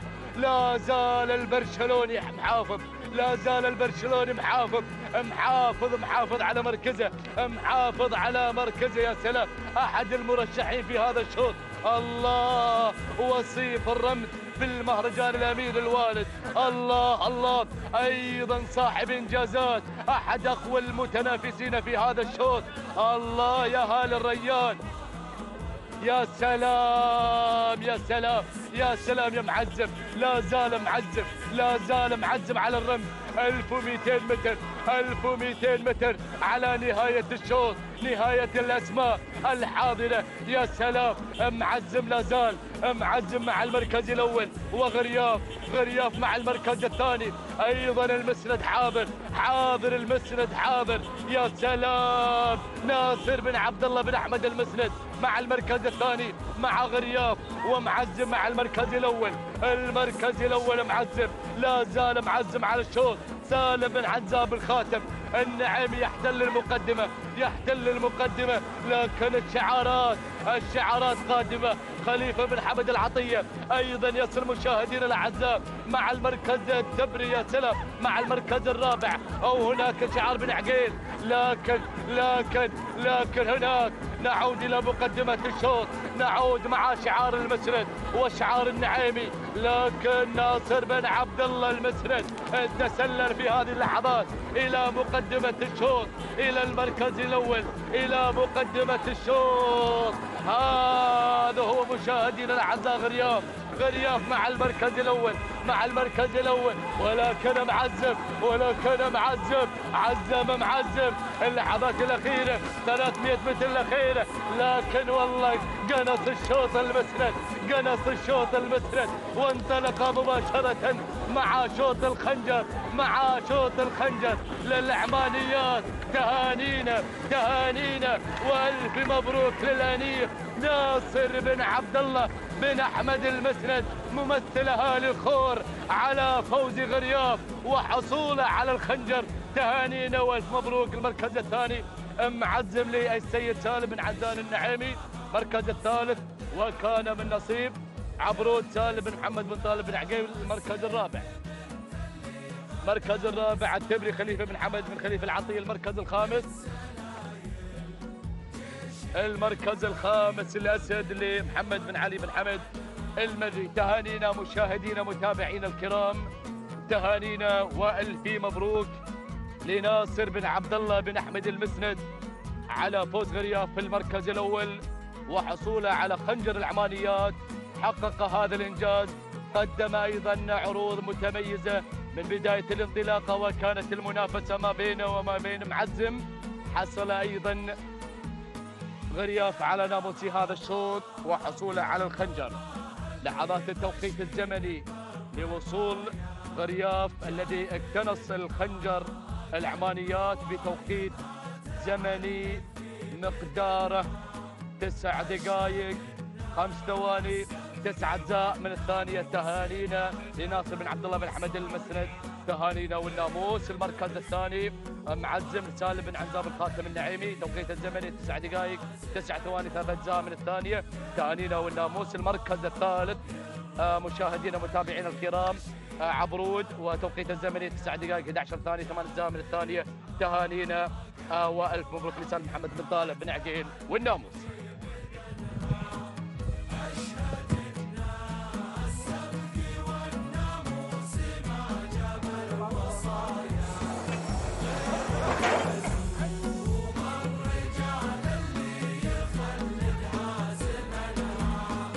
بسم الله الرحمن الرحيم. متابعينا مشاهدينا الأعزاء، أسعد الله مساكم وجميع أوقاتكم بكل خير. أحييكم بأجمل وأطيب تحية، فسلام من الله عليكم ورحمته تعالى وبركاته من هنا من على أرضية هذا الميدان، ميدان التحدي، ميدان الشحانية، ميدان الجميع لسباقات الهجن العربية الأصيلة بهذا الكرنفال الكبير، المهرجان السنوي لسباق الهجن العربية الأصيلة على سيف حضرة صاحب السمو الشيخ تميم بن حمد آل ثاني أمير البلاد المفدى، يحفظه الله ويرعاه. إذا متابعينا الأعزاء، انقضت أشواط الرموز وينطلق شوطنا الخامس للابكار الأعمانيات الإجذاع، ومن مسافة 6 كيلومترات.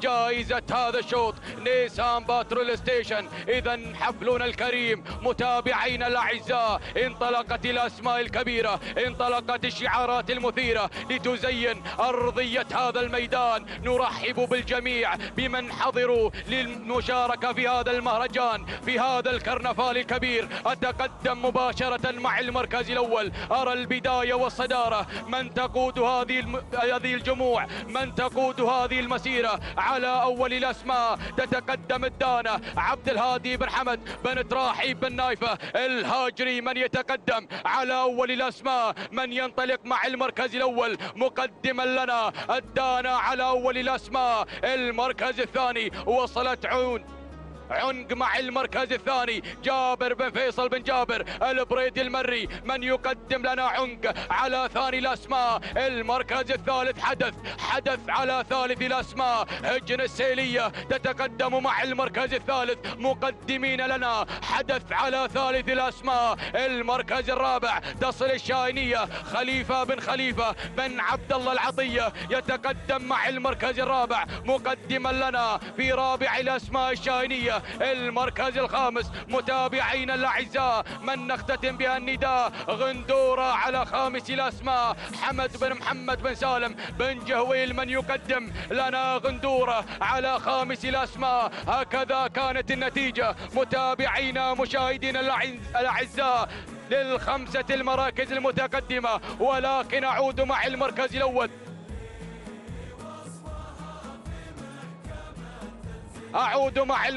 الأول، الدانة على أول الأسماء عبد الهادي بن حمد بن تراحيب بن نايفة الهاجري، من يتقدم مع المركز الأول. المركز الثاني عونق مع المركز الثاني، عونق على ثاني الأسماء، عونك على ثاني الأسماء. جابر بن فيصل بن جابر البريدي من يقدم لنا عونك على ثاني التحديات. المركز الثالث تصل الشاهينية، خليفة بن عبد الله العطية يتقدم على ثالث الأسماء، يغير مع المركز الثاني. المركز الرابع تصل حدث هجن السيلية، يتقدمون على رابع الأسماء، تغير حدث مع المركز الثالث. المركز الخامس تصل وتتقدم غندورة، حمد بن محمد بن سالم بن جهويل يصل على خامس الأسماء. هكذا متابعينا مشاهدينا الأعزاء نتيجتنا للخمسة المراكز المتقدمة، للأسماء الكبيرة، للشعارات المثيرة، للأسماء ولفئات الأعمانيات. إذا متابعينا الأعزاء، أعود مع المركز الأول، أعود مع من غيرت على أول الأسماء.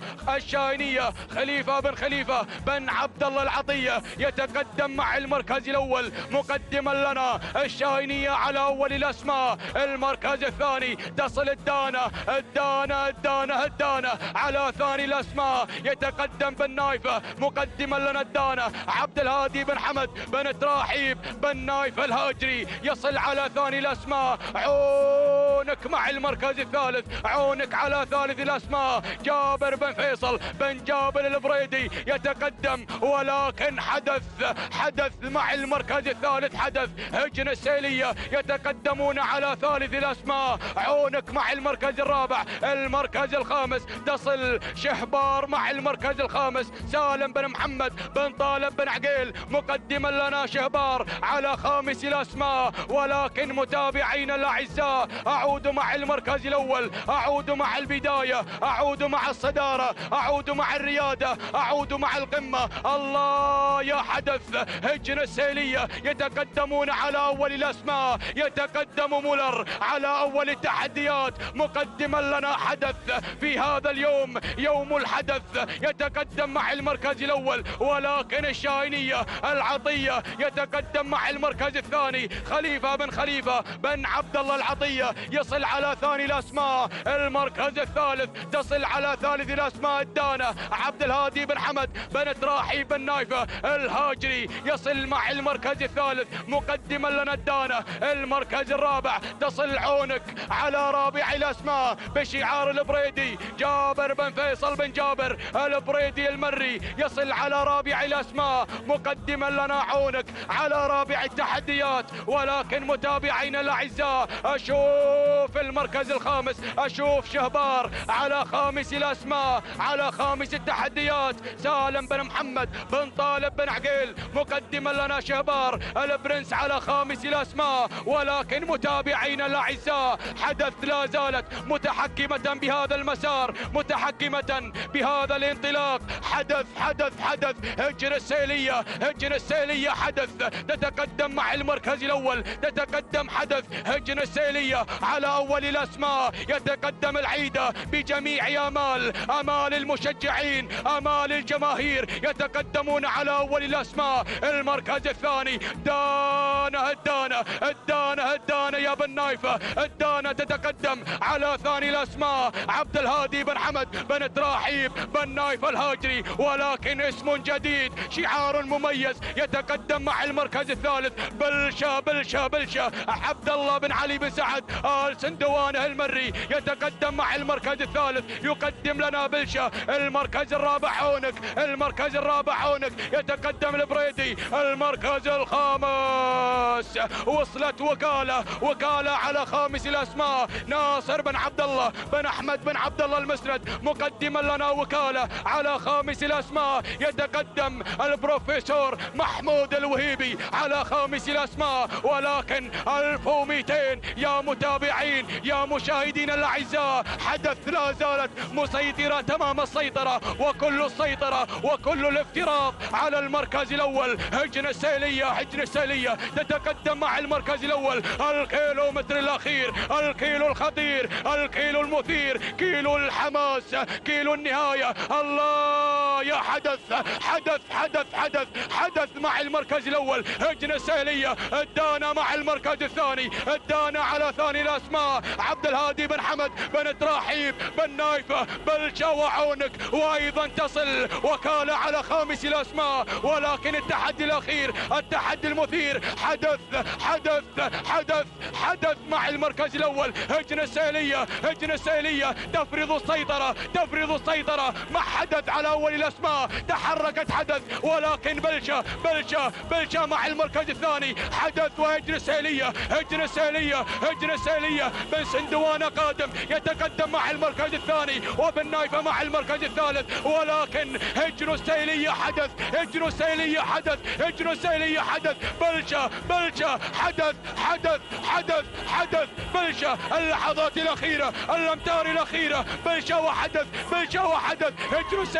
هجن السيلية اللحظات الأخيرة. النيسان بترول مع حدث مع هجن السيلية. معك يا مولر، معك يا العيدة. سلام يا حدث، سلام هجن السيلية، سلام تهانينا والناموس لهجن السيلية على هذا الفوز والانتصار. المركز الثاني بلشة عبد الله بن علي بن سعد آل سندوانه المري. المركز الثالث وصلت الدانة عبد الهادي بن حمد بن تراحيب بن نايفة. المركز الرابع وكالة ناصر بن عبد الله بن أحمد المسند. المركز الخامس عونك جابر بن فيصل بن جابر البريدي. تهانينا والناموس متابعينا الاعزاء لهجن السيليه. هجن السيليه حدث بهذا المساء، الحدث مقدمين لنا حدث بهذا الحدث الهام. تهانينا والناموس لهم على هذا الفوز والانتصار، وتهانينا والناموس لعبد الله بن سعيد العيده من قدم لنا حدث في هذا الشوط المميز. ساعة وصول حدث إلى خط النهاية، منتزعة هذا الشوط بكل جدارة وبكل استحقاق. 9 دقائق 6 ثواني 9 أجزاء من الثانية. تهانينا والناموس المركز الثاني وصلت بلشة عبد الله بن علي بن سعيد آل سندوان المري. 9 دقائق 7 ثواني 7 أجزاء من الثانية. تهانينا والناموس المركز الثالث. وصلت الدانا عبد الهادي بن حمد بن تراحيب بن نايف الهاجري. 9 دقائق 9 ثواني 7 أجزاء من الثانية. إذن متابعينا الأعزاء شوطنا السادس والزميل محمد بن عايض العتيبي. بسم الله الرحمن الرحيم. بسم الله نبدأ وبه نستعين ومنه دوما نطلب التوفيق والسداد والنجاح. مشاهدينا الكرام متابعينا في كل مكان، أسعد الله مساءكم بكل خير وبركة. نرحب بكم في انطلاقات هذا المساء في هذه الأمسية الرياضية هنا على أرضية ميدان الشحانية ضمن هذه منافسات هذا السباق الختامي الكبير. سيف أمير البلاد المفدى يحفظه الله ويرعاه. تنطلق منافسات سن الإجذاع مع هذه الأشواط، وشوطنا السادس ينطلق قبل لحظات شوط خاص بالعمانيات. نتابع هذه الانطلاقة ونذكر بالجائزة تويوتا ستيشن جي اكس ار في الانتظار للفائز بالمركز الأول. شوط العمانيات القعدان، هذه المسيرة وهذه الأسماء نتابع من خلالها منافسة قوية وتحديات مثيرة هنا على أرضية ميدان الشحانية. نبدأ بالبداية، نتابع الصدارة. شايم هنا من ينطلق في أول المراكز لمحمد بن ناصر بن محمد الشنجل يتقدم مشاهدينا الكرام مع شايم على البداية والصدارة، بينما أتابع القادم والمتواجد مع ثاني المراكز وصول من الريان الشعار البرشلوني المتقدم مع الريان سالم بن عنزان بن خاتم العنزان النعيمي. ولكن أتابع الحذر بدأ بالاقتراب. خميس بن محمد بن خميس المريخي يتقدم. هذا الشعار يسجل تاريخ، يسجل أيضا إنجازات في هذا الموسم. يقدم الحذر مع هذا الشوط، مع شوط العمانيات، بينما أتابع القادم الحاسم عبد الله بن خميس بن سعيد آل محمد يتقدم مع رابع المراكز وخامس الأسماء. يصل مفرج سعيد بن ناصر بن سعيد بن علي الشيبة يتقدم في خامس المراكز. هكذا النداء مشاهدينا الكرام متابعينا في كل مكان كما تشاهدون عبر قناة الريان الناقلة لهذه الأحداث والمنافسات القوية. أعود إلى البداية، أعود مع أيضا هذا الشعار المميز دائما يقدم لنا أسماء مميزة ولامعة. شعار الشنجل يتقدم مع شايم على البداية. محمد بن ناصر بن محمد الشنجل هنا على البداية، ولكن أتابع الضغوط والأسماء القادمة من خلال الريان يتقدم في ثاني المراكز لسالم بن عنزان بن خاتم العنزان النعيمي يغير على الصدارة. الشعار البرشلوني يخوض المنافسة، يخوض هذه التحديات، بينما أتابع الحذر القادم مع ثالث المراكز خميس بن محمد بن خميس المريخي. وهناك أتابع الاسم القادم من بدأ بالتقدم، من بدأ بالظهور في هذه اللحظات. الله الأسماء مشاهدينا الكرام القادمة. وهنا أتابع صولجان يتقدم في هذه اللحظات. حمد بن محمد بن كردي المنخس المري يتقدم صولجان إلى ثالث المراكز. أحد الأسماء القوية، أحد الشعارات اللامعة، يحضر هنا شعار المنخس مع صولجان. بينما أتابع الأسماء، هناك الحاسم قادم في هذه اللحظات لعبد الله بن خميس بن سعيد يتقدم مع رابع المراكز. خامس الأسماء أتابع الاسم القادم، وصل شهلول فيصل بن علي بن جابر البنا. الله يا شهلول، أيضا اسم قوي، اسم لامع في هذا الشوط من خلال هذه الشعارات. مشاهدينا الكرام نتابع البداية. عاد الشنجل هناك، عاد مع الصدارة مع تقدم شايم، ولكن صولجان يغير. حمد بن محمد بن كردي المنخس المري يغير على الصدارة، يغير على البداية. هنا شعار الشنجل مع شايم مع ثاني المراكز محمد بن ناصر بن محمد الشنجل. بينما أتابع أيضا الحذر، وحذاري من الحذر القادم في هذه اللحظات. خميس بن محمد بن خميس المريخي قادم مع هذه الانطلاقة المميزة. وأتابع الحاسم هنا يراقب الموقف، يتابع هذه البداية، يتابع الصدارة الثلاثية، ويتواجد في رابع المراكز عبد الله بن خميس بن محمد هنا مع رابع المراكز. بينما أتابع وصل شهلول. الله يا البنا فيصل بن علي بن جابر البنا المري يتقدم مع هذه اللحظات مع تواجد شهلول. ولكن أعود مع البداية. الله يا المنخس ينطلق بالبداية، يقدم صولجان، يصول ويجول هنا على البداية على الصدارة. صولجان حمد بن محمد بن كردي المنخس المري يريد أن يذهب بناموس هذا الشوط، شوط الأحمانيات. وهناك المتابعة من كوستاريكا يتابعون هذا الشعار ويتمنون أيضا هذا الفوز والناموس والانتصار. بينما أتابع القادم، أتابع أيضا الأسماء. هنا شايم، الله يا الشنجل يشن الهجوم القادم مع هذه اللحظات. محمد بن ناصر بن محمد الشنجل، والقادم الحذر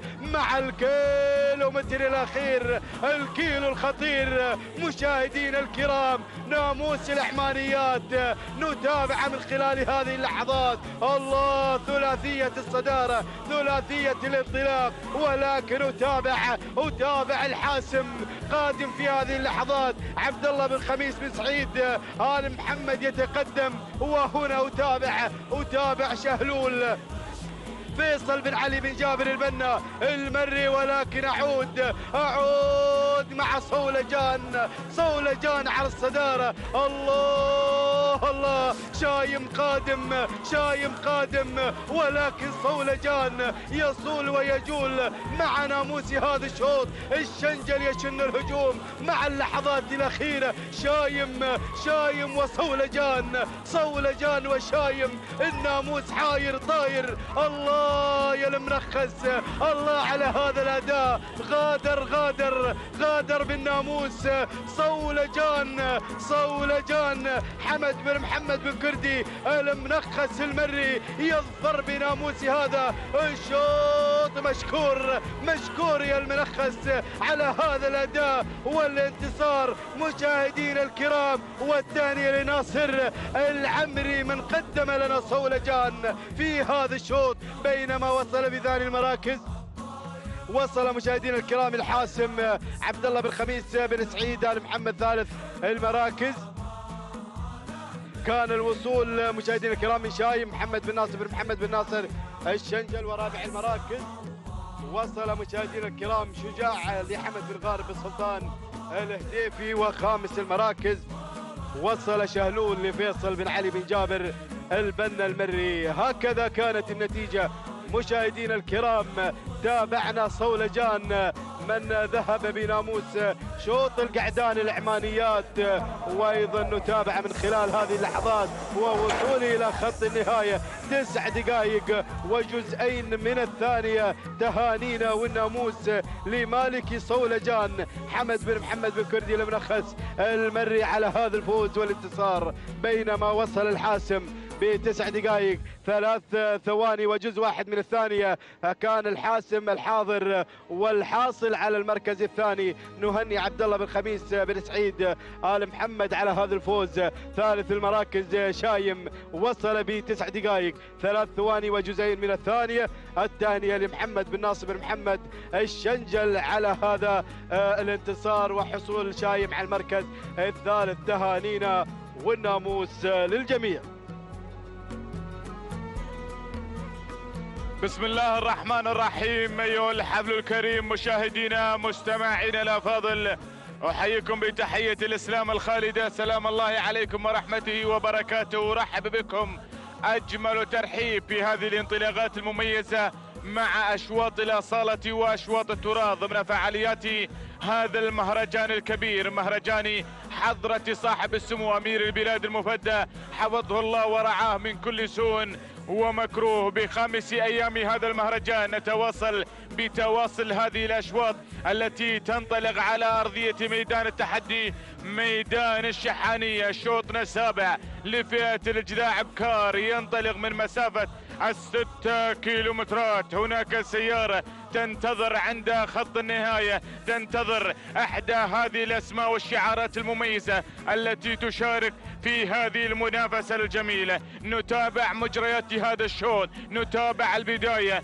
أول المراكز تتواجد العيون بشعار الأنيق ناصر بن عبد الله بن أحمد المسند الذي يتواجد مع انطلاقة العيون في القيادة والريادة، بينما المركز الثاني يتابع وصلت صليل لخليفة بن حمد بن خليفة العطية شعار الجرعة من انتزعت شلفة الجذاع بكار المفتوح. تأتي هنا انطلاقة سليل على المركز الثاني متواجدة في هذه المنافسة، بينما المركز الثالث أتابع فزعة لعلي بن حمد بن راشد بن مقارح يتواجد في هذه المنافسة مندفع مع المركز الثالث يقدم لنا فزعة بتواجدها المميز، بينما المركز الرابع أتابع الاسم الغادم الذي يشارك في هذه المنافسة المميزة. تتواجد فخر لسعيد بن حمد بن محمد بن جار الله المري يتواجد مع المرتبة الخامسة، بينما أو المرتبة الرابعة،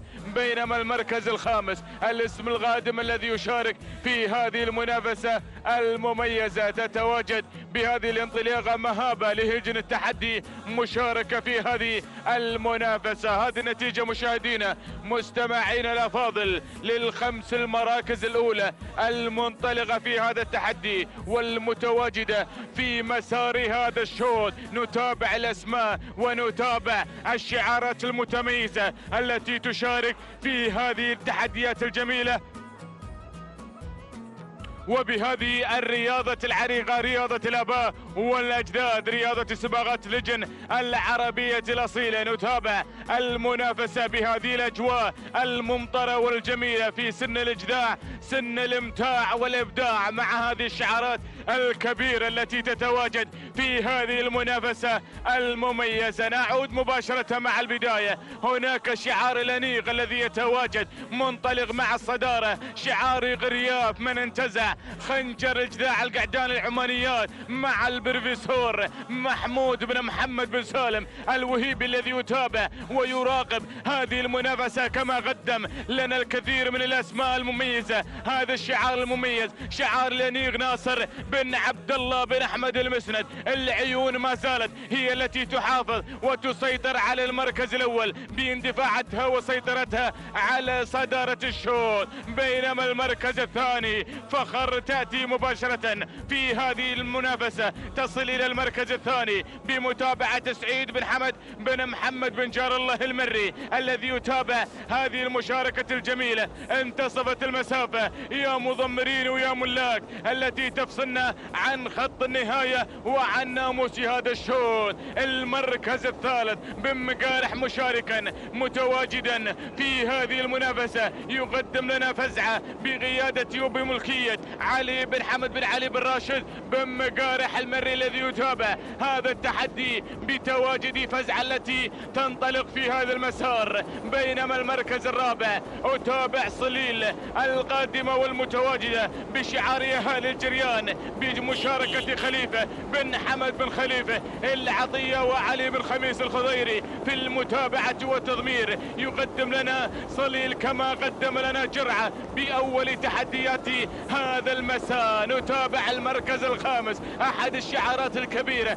تنضم إلى دائرة الصراع والنزاع من أجل الناموس ومن أجل الانتصار. وصلت الجذابة بقيادة صالح بن فرج بن حسين أبا السيقان المري الذي يتابع ويراقب هذه المنافسة بوصول الجذابة إلى المركز الخامس. هذه النتيجة مشاهدينا مستمعين الأفاضل للخمس المراكز الأولى، للخمس الأسماء الكبيرة التي تتواجد في هذه المنافسة المميزة وبهذا التحدي الجميل مع هذه الأصايل التي تشارك وتنطلق في موقع التحدي والمنافسة. كما نتابع قناة الريان التي تنقل لنا هذا المهرجان الكبير وقناة الكاس والدوري وأيضا القنوات الناقلة لهذا الحدث الهام وهذا الكرنفال المتميز، هذا المهرجان الختامي الكبير، ختامي الشحانية بهذه الانطلاقة الجميلة. نتابع الشعارات التي تشارك في هذه المنافسة الباحثة عن الناموس والباحثة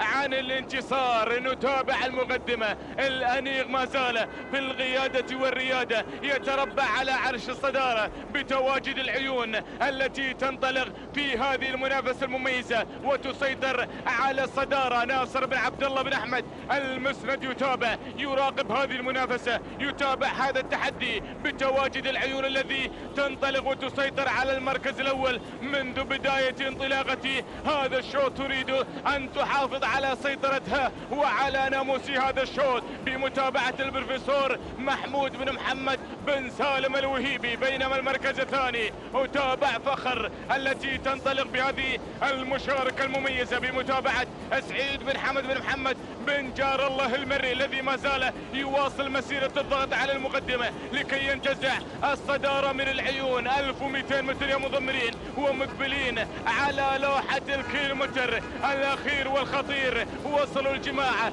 في هذه اللحظات، وصلنا لوحة الكيلومتر الأخير، الكيلو اللي ما بعده إلا الناموس والانتصار. العيون على البداية، الأنيق ناصر بن عبد الله بن أحمد المسند ينطلق ينفرد يسيطر على زمام الأمور بأحد أسمائه المميزة، بأحد هذه الأصايل التي يملكها ناصر بن عبد الله بن أحمد المسند. يقدم لنا العيون في الصدارة، بينما الجذابة على المركز الثاني وقادم صالح بن فرج بن حسين أبا السيقان المري ينطلق على المركز الثاني. صليل الجريان على المركز الثالث، بدأت تتحرك صليل بشعار خليفة بن حمد بن خليفة العطية. منافسة الكبار في هذا المسار، العيون على البداية بمتابعة البروفيسور محمود بن محمد بن سالم الوهيبي الذي يتابع شعار الأنيق ناصر بن عبد الله بن أحمد المسند. هناك صليل على المركز الثاني، خليفة بن حمد بن خليفة العطية الجذابة قادمة مع الأمتار الأخيرة. يتقدم صالح بن فرج بن حسين أبا السيقان المري. الله الله الله الله الله، اللحظات الأخيرة، اللحظات الخطيرة، العيون على البداية. ناصر بن عبد الله بن أحمد المسند يقترب من الانتصار. الجذابة الجذابة، العيون والجذابة، العيون والجذابة بالسيقان والمسند في منافسة من أجل الناموس ومن أجل انتصار. ولكن العيون من البداية لين النهاية تحقق ناموس هذا الشوط. تهانينا للأنيق ناصر بن عبد الله بن أحمد المسند على فوز العيون بناموس هذا الشوط. المركز الثاني الجذابة لصالح بن فرج بن حسين أبا السيقان المري. المركز الثالث صليل لخليفة بن حمد بن خليفة العطية. المركز الرابع المركز الرابع مهابة لهجن التحدي، بينما المركز الخامس الواعية لصالح بن محمد بن علي السندوانة المري. هكذا مشاهدينا مستمعينا الأفاضل تابعتم معنا المنافسة والتحدي بمشاركة شعارات الكبار والعمالقة المتواجدين دائما في هذا المسار والتحدي الجميل في هذا الختامي الكبير في هذا المهرجان المميز. فكان المسند حاضرا من البداية متوجا بناموس هذا الشوط مع العيون. 9 دقائق 5 ثواني 4 أجزاء من الثانية. تهاني وناموس لناصر بن عبد الله بن أحمد المسند على فوز العيون بناموس هذا الشوط، وتهانينا للبروفيسور محمود بن محمد بن سالم الوهيبي من غاد العيون إلى خط النهاية مع الفوز وناموس. المركز الثاني الجذابة جاي بتوقيت زمن مقدر 9 دقائق 5 ثواني 6 أجزاء من الثانية. تهاني والناموس لصالح بن فرج بن حسين بن سيقال المري على فوز الجذابة في المركز الثاني. المركز الثالث صليل 9 دقائق 6 ثواني جزئية من الثانية. تهاني والناموس لخليفة بن حمد بن خليفة العطية، وأيضا تهاني لعلي بن خبيز الخضيري من تابع صليل حصلت على المركز الثالث. تهاني والناموس لجميع الفائزين. بسم الله نبدأ، بسم الله نتوكل، ومنه دائما وابدا نطلب السداد والتوفيق يا رب العالمين. نرحب بكم في ظهيرة يومنا الخامس من عمر هذا المهرجان المقام على سيف حضرة صاحب السمو الشيخ تميم بن حمد الثاني أمير البلاد المفدى حفظه الله ورعاه من كل شر ومكروه، مع أمسية الرموز، أمسية الفضة التي شاهدنا واستمتعنا معكم بقوة المنافسة وظهور الأسماء البارزة والساطعة وبأقوى التحديات وبأقوى المنافسات في سن الإجذاع، وحضور شعارات أبناء القبائل التي زينت أرضية ميدان الشحانية بألوانها الزاهية، بألوانها الرائعة، بتحدياتها الجميلة، وحضور أيضا أقوى الانطلاقات على أرضية ميدان التحدي. دعونا نجري مع أيضا انطلاقة شوطنا الثامن لنتابع معكم جديد المنافسات والتحديات مع انطلاقة جديدة مع حضور مميز، باحثة هذه الأسماء عن اكتساب نقطة هذا الشوط عن النيسان بترول ستيشن. لنبدأ مع مسيرة أول المراكز، لنرى شعار بن سفران المسيطر على البداية مع انطلاقة الباز عبد الله بن علي بن عبد الله بن مسفر بن سفران، مقدما لنا شعاره الساطع بالانطلاق، الحاضر والمسيطر والمتربع على زمام الأمور، مقدما لنا هذه الانطلاقة الجميلة مع البداية. المركز الثاني شعار بن ثلاب الحاضر بتحديات، المركز الثاني مع انطلاقة ثابت، الثابت بالمنافسات دائما، الثابت بالحضور وثابتا بشعاره، مع أيضا الانطلاقات والتحديات والظهور والسطوع في أيضا ساحة المنافسة. ليحضر ثابت لراشد بن ثلاب بن جليميد الهاجري. المركز الثالث نرى اللي تسلل إلى المركز الثاني فجاج يا فجاج، بدأ يفج درب الناموس، يفج طريقه نحو اكتساب نقطة هذا الشوط. ليحضر على المركز الثاني بحضور شعار بن نجم ناصر بن علي بن علي النجم المري، الساطع نجمه في هذا المساء، الساطع نجمه في ظهيرة هذا اليوم، الحاضر والمنطلق على المركز الثاني. المركز الثالث أرى وأتابع القادم حامل الرقم 3 يصل مقادر، يتقدم مقادر، الباحث مالك عن الموتر، المقدم لنا مقادر. هنالك عبد الرحمن بن محمد بن فهد بن سالم بن مشعاب يحضر بحضور شعاره على المرتبة الثالثة. المركز الرابع يتواجد مخرب ليخرب توقعات الملاك والمضمرين، ليخرب الترشيحات بانطلاقته، حامل شعار هجن التحدي، ليحضر التحدي بحضور هذا الشعار وبتسلل المركز الثالث، ليأتي على المركز الرابع مقادر مع بن مشعاب. المركز الخامس يحضر معنا ثابت مع بن ثلاب، وايضا مع المركز الخامس ومع ختام النداء الاول للاسماء الخمسة الاولى. لكن دعونا ماذا يقدم لنا بالخزينة من لقطة جميلة لهذه الأسماء الحاضرة، لهذه الشعارات المميزة المنطلقة والباحثة عن اختطاف نقطة هذا الشوط، عن اختطاف ناموس هذه الانطلاقة، لنرى معكم صورة جميلة رائعة لجميع الشعارات الحاضرة من أيمنة الميدان، ترصد لنا لقطة جميلة يا من تتابعنا عبر شاشة قناة الريان الفضائية، القناة الناقلة لأحداث ووقائع هذا السباق وهذا المهرجان. نعود بحضراتكم إلى مجريات الشوط لنرى أمور البداية التي بدأت تتغير، لنرى العبور من قبل أول المراكز. فجاج يحضر بانطلاقته على المركز الأول، يتواجد فجاج بانطلاقة البداية بتواجد شعار ناصر بن علي النجم المري مع المركز الأول. المركز الثاني يتقدم شعار هجن التحدي مع مخرب يحضر على المركز الثاني. المركز الثالث بن سفران يمني النفس بأن يسيطر على أرضية هذا الميدان مع تقدم الباز. لابد أن يفوز الباز، لابد أن يحظى بإنجاز، لأنه حاملا أيضا هذا الاسم الكبير، حاملا هذا الشعار المثير بتحدياته، شعار بن سفران عبد الله بن علي بن مسهر بن سفران المري. المركز الثالث وتابع اللي وصل هذا الخطير مقادر، عنده مقادرات، عنده انطلاقات، عنده تحديات، حامل هذا الشعار متواجدا بهذه الانطلاقة ليحمل لقب هذا الشوط.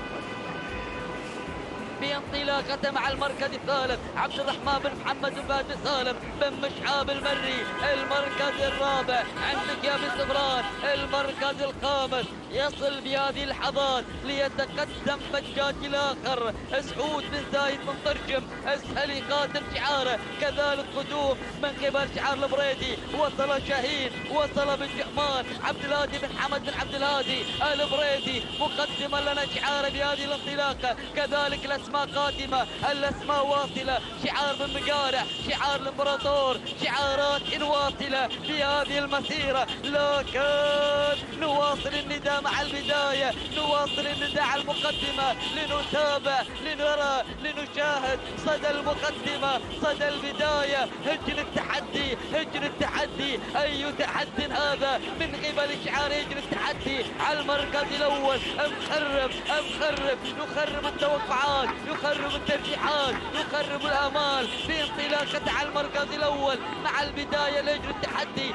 المركز الثاني التواجد من فجاج ناصر بن علي النجم المري. المركز الثالث وصل مقادر، وصل الخطير، وصل المثير، وصل الأجدر، وصل القوي بانطلاقته على المركز الثاني عبد الرحمن بن محمد بن مشعاب. المركز الرابع اللي استلم المركز الثالث شعار بن سفران يحضر بانطلاقته مع الباز بن مقارع يصل مع وذنان. هنالك شعار بن مقارع يتقدم بهذه اللحظات وذنان. راشد محمد بن سعيد بوضح المري، بوضح يحضر بانطلاقة المركز الثاني. المركز الثالث بن جحمان يحضر مع شاهين السلالة الشهرية بن طرق مسهلي يتقدم مع فجاج شاهين. هنالك وذنان مشعاب مخرب الله يا وذنان سلالة وذنان يحضر مع البداية، تحضر هذه السلالة على المركز الأول بوضحة. يقدم لنا وذنان هجن التحدي، تقدم لنا مخرب وذنان يختطف النيسان، يسيطر على أرضية الميدان، يحكم القفوة بناموس هذا الشوط، يحضر وأيضا يخرب التوقعات بانطلاقته مع البداية، يسيطر على المركز الأول راشد محمد بن سعيد بوضحة المري. أنت السعيد يا بن سعيد على اختطاف نقطة هذا الشوط، على اختطاف السيارة وعلى اختطاف أول المراكز الثاني والتبريكات لراشد بن محمد بن سعيد بوضحة المري. المركز الثاني وصل مخرب لجنة الاتحاد. المركز الثالث كان الوصول من الشيء لعبد الهادي بن حمد بن عبد الهادي بن جهمان البريدي. المركز الرابع وصل فجاج سعود بن زايد بن طرق مسهلي. المركز الخامس كان الوصول من قبل باز لعبد الله بن علي بن عبد الله بن سفران المري. مشاهدينا الكرام متابعينا الاعزاء تابعنا المنافسه التي حضرت في هذا الشوط، تابعنا الانطلاقات المثيره، ايضا شاهدنا معكم وتابعنا من وصل وذنان واختطف سياره هذا الشوط بتوقيت زمني وغدره 9 دقائق 4 ثواني و7 اجزاء من الثانيه. تهاني والتبريكات نزف فهدي راشد، محمد بسعيد واضح المري المركز الثاني. كان الوصول مشاهدينا الكرام من قبل اللي وصل بهذه اللحظات مخرب 9 دقائق 7 ثواني 4 اجزاء من الثانيه. التهاني والتبريكات نهج التحدي المركز الثالث. وصل شاهين 9 دقائق 8 ثواني بدون اي جزء من الثانيه. التهاني والتبريكات لعبد الهادي بن حمد بن عبد الهادي بن جابر البريدي على هذا الفوز المستحق. بسم الله الرحمن الرحيم. أسعد الله مساءكم جميعا أعزائي المشاهدين بكل خير. أرحب بكم أجمل ترحيب بهذا اليوم الأربعاء 3 من شهر أبريل لعام 2019 للميلاد، حيث نقل لكم وقائع هذا المهرجان الختامي السنوي الكبير على شرف سيف أمير البلاد المفدى حفظه الله هنا على أرضية ميدان الشحانية بدولة قطر، مع استمرار فعالية هذا المهرجان. بهذا اليوم نصل إلى يومنا الخامس بهذا المهرجان، يوم خصص لمنافسة سن الإذاعة الأشواط العامة. قبل قليل أعلنت انطلاقة الشوط التاسع بمجموعة الأشواط بالفترة الصباح المسائية، شوط خصص للإذاعة الأبكار. الجائزة سيارة نيسان بترول ستيشن للفائز بالمركز الأول. نتمنى للجميع كل التوفيق إن شاء الله. أعلنت رحلة هذا الشوط والمسافة المقررة هي 6 كيلومترات، مسافة حاضرة سنشاهد من خلالها المنافسة الجادة التي ستدور ما بين هذه الأقطاب، التي ستدور ما بين هذه الشعارات والأسماء التي تنطلق بدورها باحثة عن السيارة، باحثة عن هذه النقطة الغالية من هذا المهرجان الكبير الغالي. نذهب مباشرة لنتعرف على تفاصيل رحلة هذا الشوط ومجرياته. نجد التي تقدمت ختام مسفر بن فلاح بن مسفر بن فلاح اليربوعي من يقدم ختام على المقدمة والبداية منذ البداية الأولى لإعلان رحلة هذا الشوط. بينما المركز الثاني السالمية فراج بن جار الله بن فهد العجمي يقدم السالمية على المركز الثاني. المركز الثالث دولة لهجنة التحدي تتواجد في ثالث المراكز. بينما المركز الرابع هوايل حسين بن علي بن حسين بسيقان المري يقدم هوايل على المستوى الرابع. بينما المركز الخامس في محمد بن علي بن سالم الحوسني. هكذا هي النتيجة ونداءنا الأول للخمس المراكز الأولى التي يسمح لها بالنداء. هنا تغلق دائرتنا الإعلامية مع الخمس المراكز الأولى. لنا عودة إلى البداية، لنا عودة إلى الصدارة مع استمرار انطلاقة هذا الشوط، مع استمرار مسيرة هذا الشوط. هذه ختام التي تتقدم هذه المراكز، تتقدم هذه المجموعة، تتقدم هذه الأسماء القوية المشاركة بشوطنا التاسع، الشوط الذي لا يقل أهمية عن الأشواط السابقة. يحمل معه هذه النوعيات الجميلة الباحثة عن هذه النقطة الذهبية من هذا المهرجان الكبير، من هذا المهرجان الختامي الكبير على شرف سيف أمير البلاد المفدى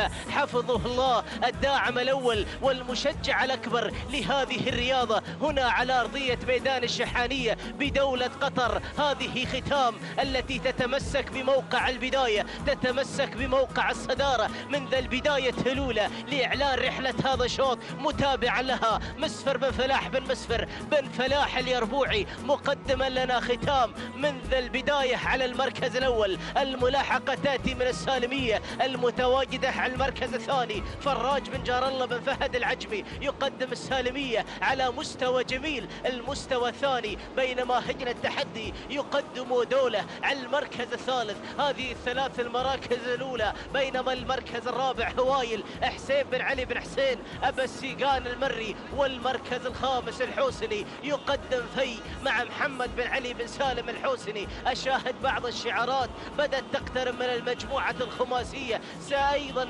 سنتطرق لها بنداءنا الثالث. ستتدخل الدائرة الإعلامية الأولى للخمسة المراكز المراكز الأولى. لنا عودة إلى الصدارة. أشاهد ختام ما زالت تتمسك بموقع البداية. ختام ما زالت تتمسك بموقع الصدارة. مسفر بن فلاح بن مسفر اليربوعي مقدما لها بهذا الأداء. انتصفت المسافة المقررة لهذا السن. هنا 6 كيلومترات، قطعنا ال3 كيلومترات الأولى، دخلنا بال3 كيلومترات الأخيرة. مسافة كفيلة بظهور الشعارات المتأخرة للحاق بالمجموعة الأولى التي تتقدمها ختام، تتمسك بمقدمتها ختام، يقدمها مسفر بن فلاح بن مسفر بن فلاح اليربوعي بن محميد يقدم ختام على المركز الأول. لكن هنا السالمية بمستوى جميل يسمح لها بالمنافسة لانتزاع موقع الصدارة والسيارة. السالمية فراج بن جار الله بن فهد العجمي قادمة من ميدان الشهيد بدولة الكويت للمشاركة بهذا المهرجان الكبير. إذا المركز الثالث دولة لهجن التحدي تتواجد بمستوى جميل. المستوى الثالث المركز الرابع ما زالت هوايل حسين بن علي بن حسين بن سيقان المري. شوف الاسم الذي تدخل بأول نداء له، هي الزعيمة ناصر بن عبد الله بن طريبين البريدي. تقدمت الزعيمة، تدخلت إلى المركز الخامس. هذه الخماسية الأولى، هذه الأسماء. وهناك ختام لم تستسلم لجميع المحاولات التي تأتي من السالمية التي تتواجد على المركز الثاني. بن محميد ما زال يتصدر هذه الأسماء، يقدم لنا ختام بمستوى جميل، بأداء جميل، بشكل رائع مميز على موقع البداية. مسفر بن فلاح بن مسفر اليربوعي. هذه ختام تتربع على عرش الصدارة، تتربع على عرش المقدمة، باحثة عن السيارة من هذا المهرجان الغالي، من هذا المهرجان الكبير الذي يستقطب هذه الشعارات من مختلف دول المجلس للمشاركة بهذه الفعالية، بهذه الكرنفال، بهذه الانطلاقات الجميلة. السالمية في المركز الثاني، فراج بن جار الله بن فهد العجمي يتواجد على المركز الثاني، ايضا مضمرا لها فراج بن محمد الوطيب العجمي متابع لانطلاقة السالمية، متابعا لها بهذه الانطلاقة الجميلة على المركز الثاني. وصلت الزعيمة ناصر بن عبد الله بن طريبين البريدي، تنتقل ما بين المواقع من موقع إلى أفضل. ها هي لا تصل إلى مستوى الثالث، إلى المستوى الثالث، موقعا يسمح لها بالمنافسة بالأمتار الأخيرة. دولة مع هجن التحدي على المركز الرابع. الاسم الذي تدخل انضم إلى الدائرة الإعلامية حاملة رقم 17 وهي الاتحادية. خميس بن محمد بن خميس المريخي يقدم الاتحادية بأول ظهورا لها مع الإعلان الأخير لل 1200 متر الأخيرة، الفاصلة عن النهاية، الفاصلة عن السيارة. ختام على البداية مسفر بن فلاح بن مسفر اليربوعي. السالمية قادمة للتغيير بهذه اللحظة. فراج بن جار الله بن فهد العجمي وصلت الاتحادية. خميس بن محمد المريخي يقدم الاتحادية، تقدمت بموقع جميل إلى المستوى الثالث. الزعيمة في المركز الرابع ناصر بن عبد الله بن طريبين البريدي. شوف الأسماء، أشاهد بعض الشعارات تتدخل بهذه اللحظة. وصلت في هذه اللحظة جنان خليفة بن حمد بن خليفة العطية. لكن السالمية انطلقت مع امتار الكيلو الأخير، انطلقت مع امتار الكيلو المثير، كيلو إصدار الأوامر والتعليمات. بدأنا نقلص من امتار الكيلو للوصول للنهاية، للوصول للسيارة. السالمية فراج بن جار الله بن فهد العجمي الضيفة القادمة من ميدان الشهيد بدولة الكويت للمشاركة بهذا المهرجان، باحثة عن هذه النقطة. لكن الاتحادية مع المريخي بموقع جميل أصدرت عليها التعليمات للتغيير باللحظات الأخيرة. جنان خليفة بن حمد العطية على المركز الثالث. لكن السالمية تقترب من النهاية، 400 متر الأخيرة. فراج بن جار الله بن فهد العجمي يقدم السالمية. أيضا وصلت الاتحادية. خميس بن محمد المريخي باللحظات الأخيرة. السالمية صامدة على البداية، لم تستسلم الاتحادية باللحظات الأخيرة. ولكن السالمية تهدي أهالي ميدان الشهيد بدولة الكويت نقطة ثمينة من هذا المهرجان الغالي، من هذا المهرجان المميز. إذا سلام للكويت، سلام لمالك السالمية. فراج بن جار الله بن فهد العجمي مقدمها بأداء جميل بعطاء مميز. بينما الاتحادية في المركز الثاني خميس بن محمد المريخي. المركز الثالث الزعيمة ناصر بن عبد الله بن طريبيل في المركز الثالث. بينما المركز الرابع جنان خليفة بن حمد العطية. والمركز الخامس دولة مع هجن التحدي. هكذا هي النتيجة لل5 المراكز الأولى المتقدمة بشوطنا التاسع. شاهدنا المنافسة التي دارت ما بين هذه الأسماء القوية المشاركة بهذا الشوط، واستطاعت السالمية أن تهدي مالكها فراج بن جار الله بن فهد العجمي نقطة هذا الشوط، هذا الفوز، هذا الانتصار، مهدية أيضا المضمر المتابع فراج بن محمد العجمي نقطة هذا الشوط. قاطع مسافة 6 كيلومترات 9 دقائق 6 ثواني جزء واحد من الثانية. تهانينا لأهالي دولة الكويت على هذا الفوز والانتصار. بينما الاتحادية خميس بن محمد المريخي منت الثانية بتوقيت زمني 9 دقائق 6 ثواني 9 أجزاء من الثانية. بينما المركز الثالث الزعيم ناصر بن عبد الله بن طريبيل المري قاطع المسافة 9 دقائق 8 ثواني 7 أجزاء من الثانية. تهانينا وناموس لجميع الأخوة الفايزين.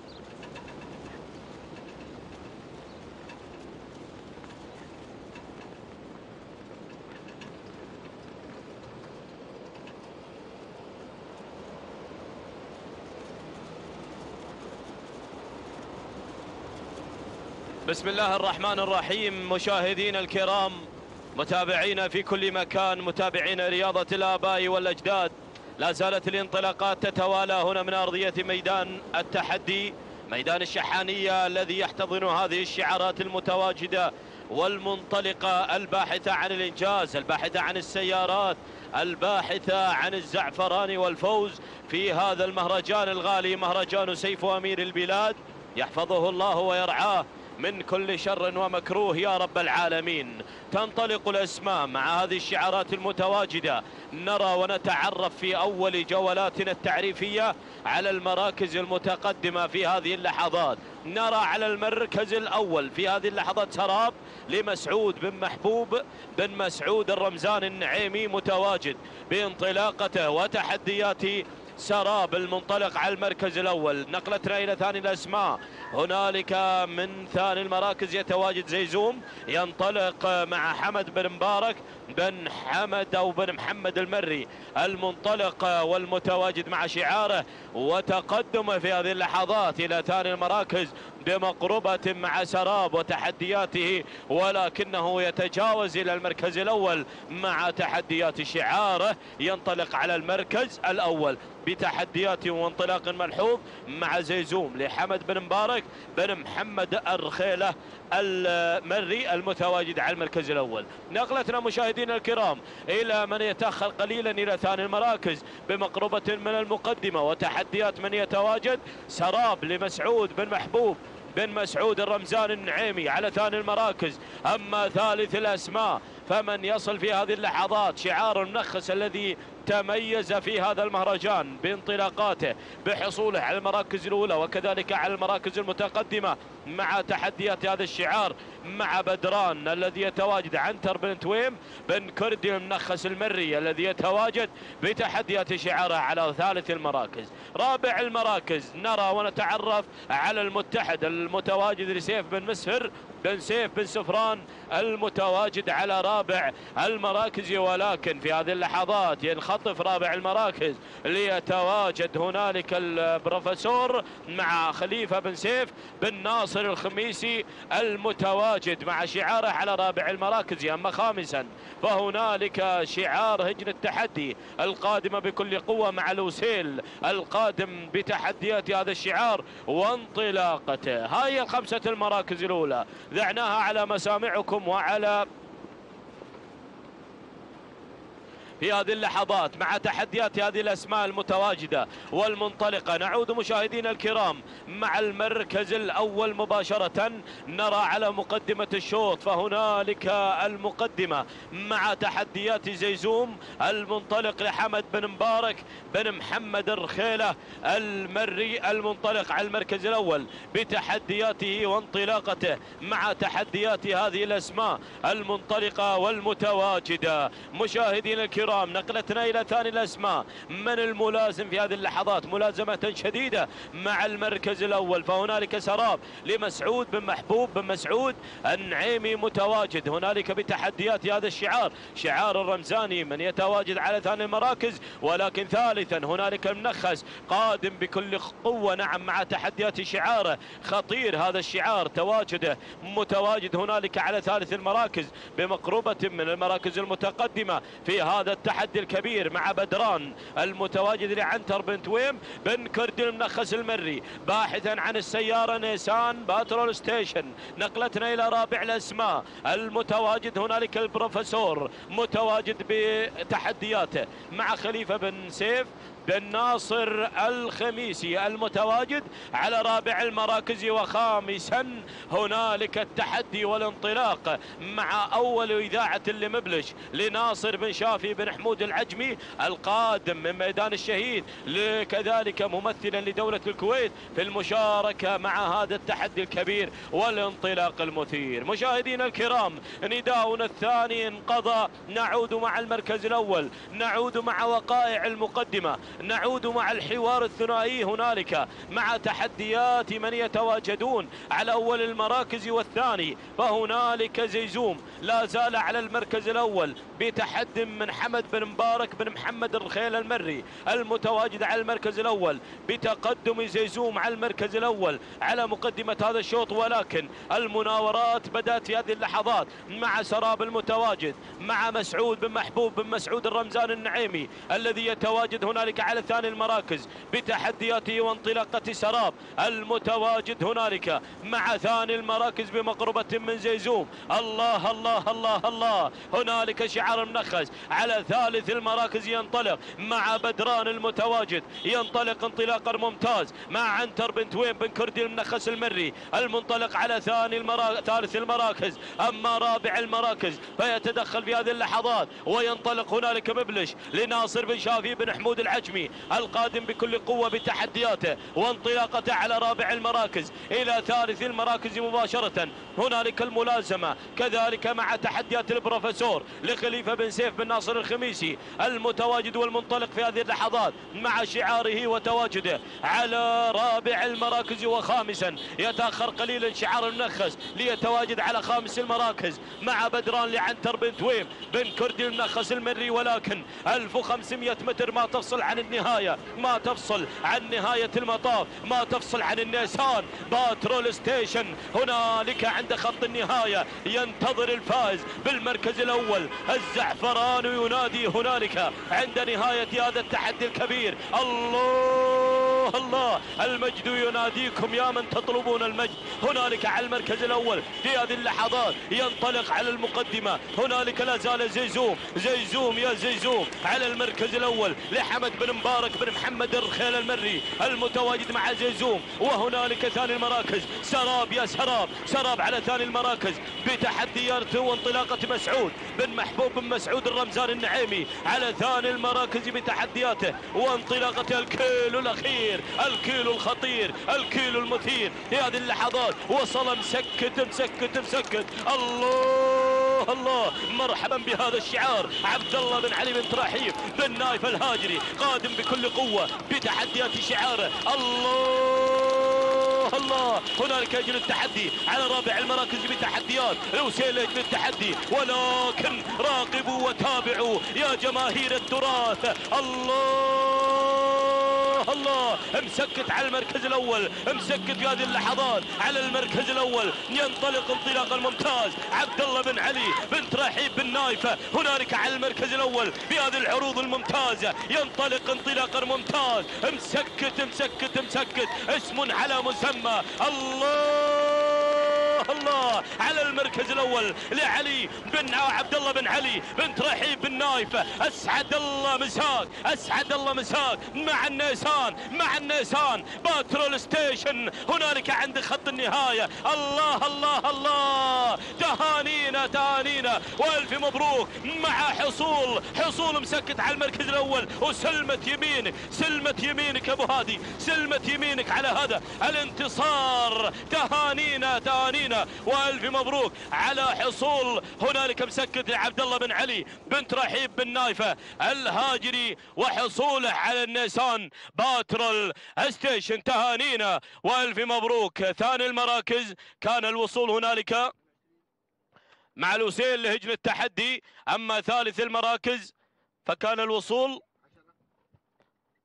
مع شاهين لحمد بن مسعود بن راشد بن شير المري. اما رابع المراكز فكان الوصول مع زيزوم لحمد بن مبارك بن محمد الرخيل المري. اما خامس المراكز فكان الوصول المركز الرابع عفوا البروفيسور لخليفة بن سيف بن ناصر الخميسي. أما خامس المراكز فكان الوصول مع زيزوم لحمد بن مبارك بن محمد الرخيلة المري. مشاهدينا الكرام لحظات الوصول 9 دقائق وثانية واحدة و4 أجزاء من الثانية. تهانينا وألف مبروك لمالك مسكت عبد الله بن علي بن ترحيب بن نايفة الهاجري، والثاني كذلك لمبارك وكذلك لهادي الذين تابعوه كذلك إلى خط النهاية. تهانينا والف مبروك. ثاني المراكز كان التوقيت الزمني 9 دقائق 5 ثواني جزئين من الثانية. تهانينا والف مبروك لمالك الوسيل هجن التحدي. أما ثالث المراكز فكان الوصول في 9 دقائق 5 ثواني وجزئين من الثانية. تهانينا والف مبروك محمد بن مسعود بن راشد بن شير المري وحصول شاهين على المركز الثالث. تهانينا والف مبروك لجميع الفائزين. بسم الله الرحمن الرحيم. مشاهدينا ومتابعينا الكرام، سلام من الله عليكم ورحمة الله تعالى وبركاته.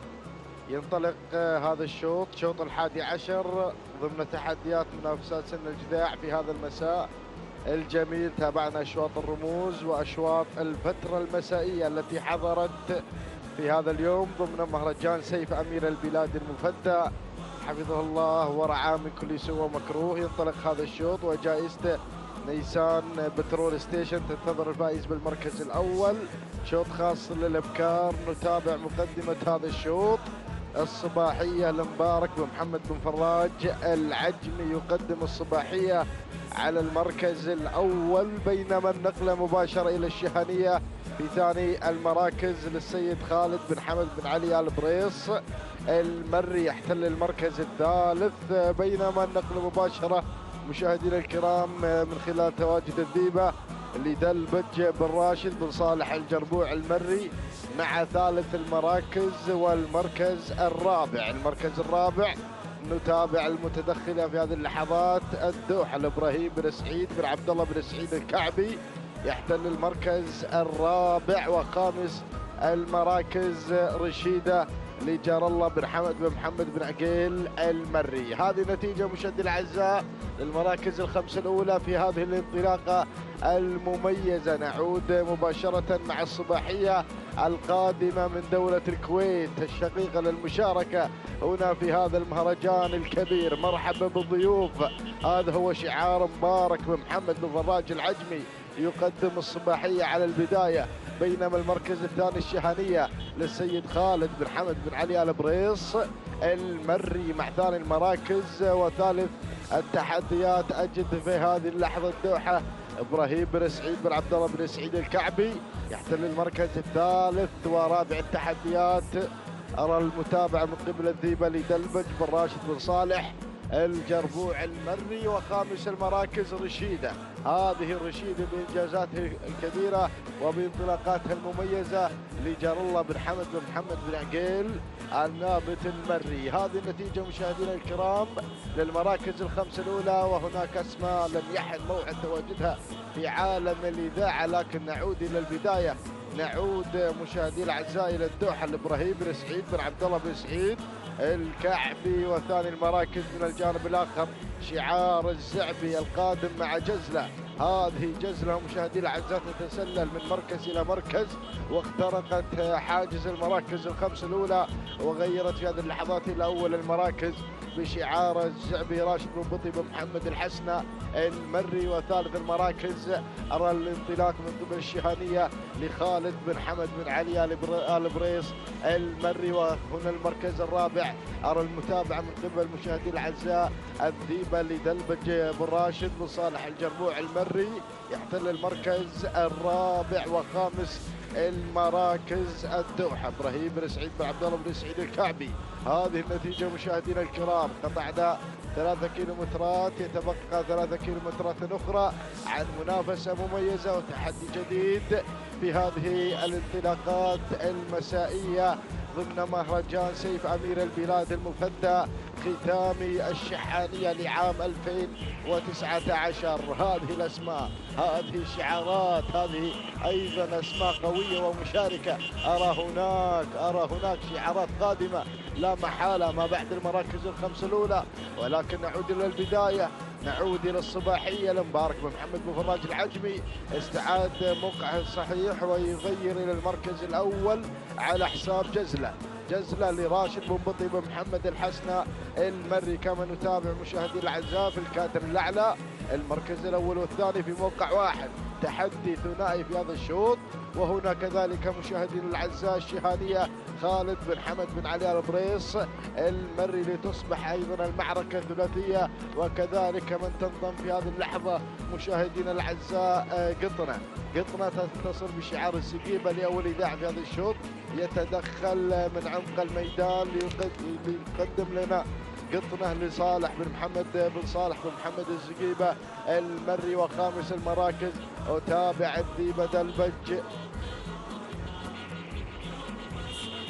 بن راشد بن صالح الجربوعي المري. هذه النتيجة مشاهدينا الكرام للمراكز الخمس الأولى، ونعود مباشرة إلى البداية نتابع الأمور والسيطرة مشاهدينا الأعزاء.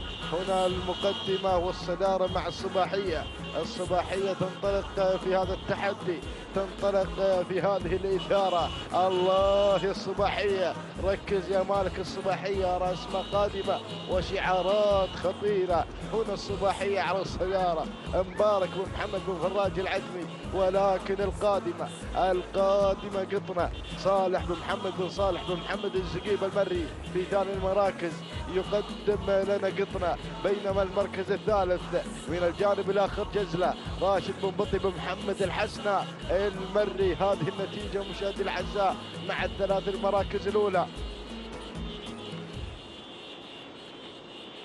بينما المركز الرابع أتابع القادم هنا أيضا شعار حسن بن حمد بن راشد بن جفال النعيمي مع انطلاقة سحابة مع رابع المراكز.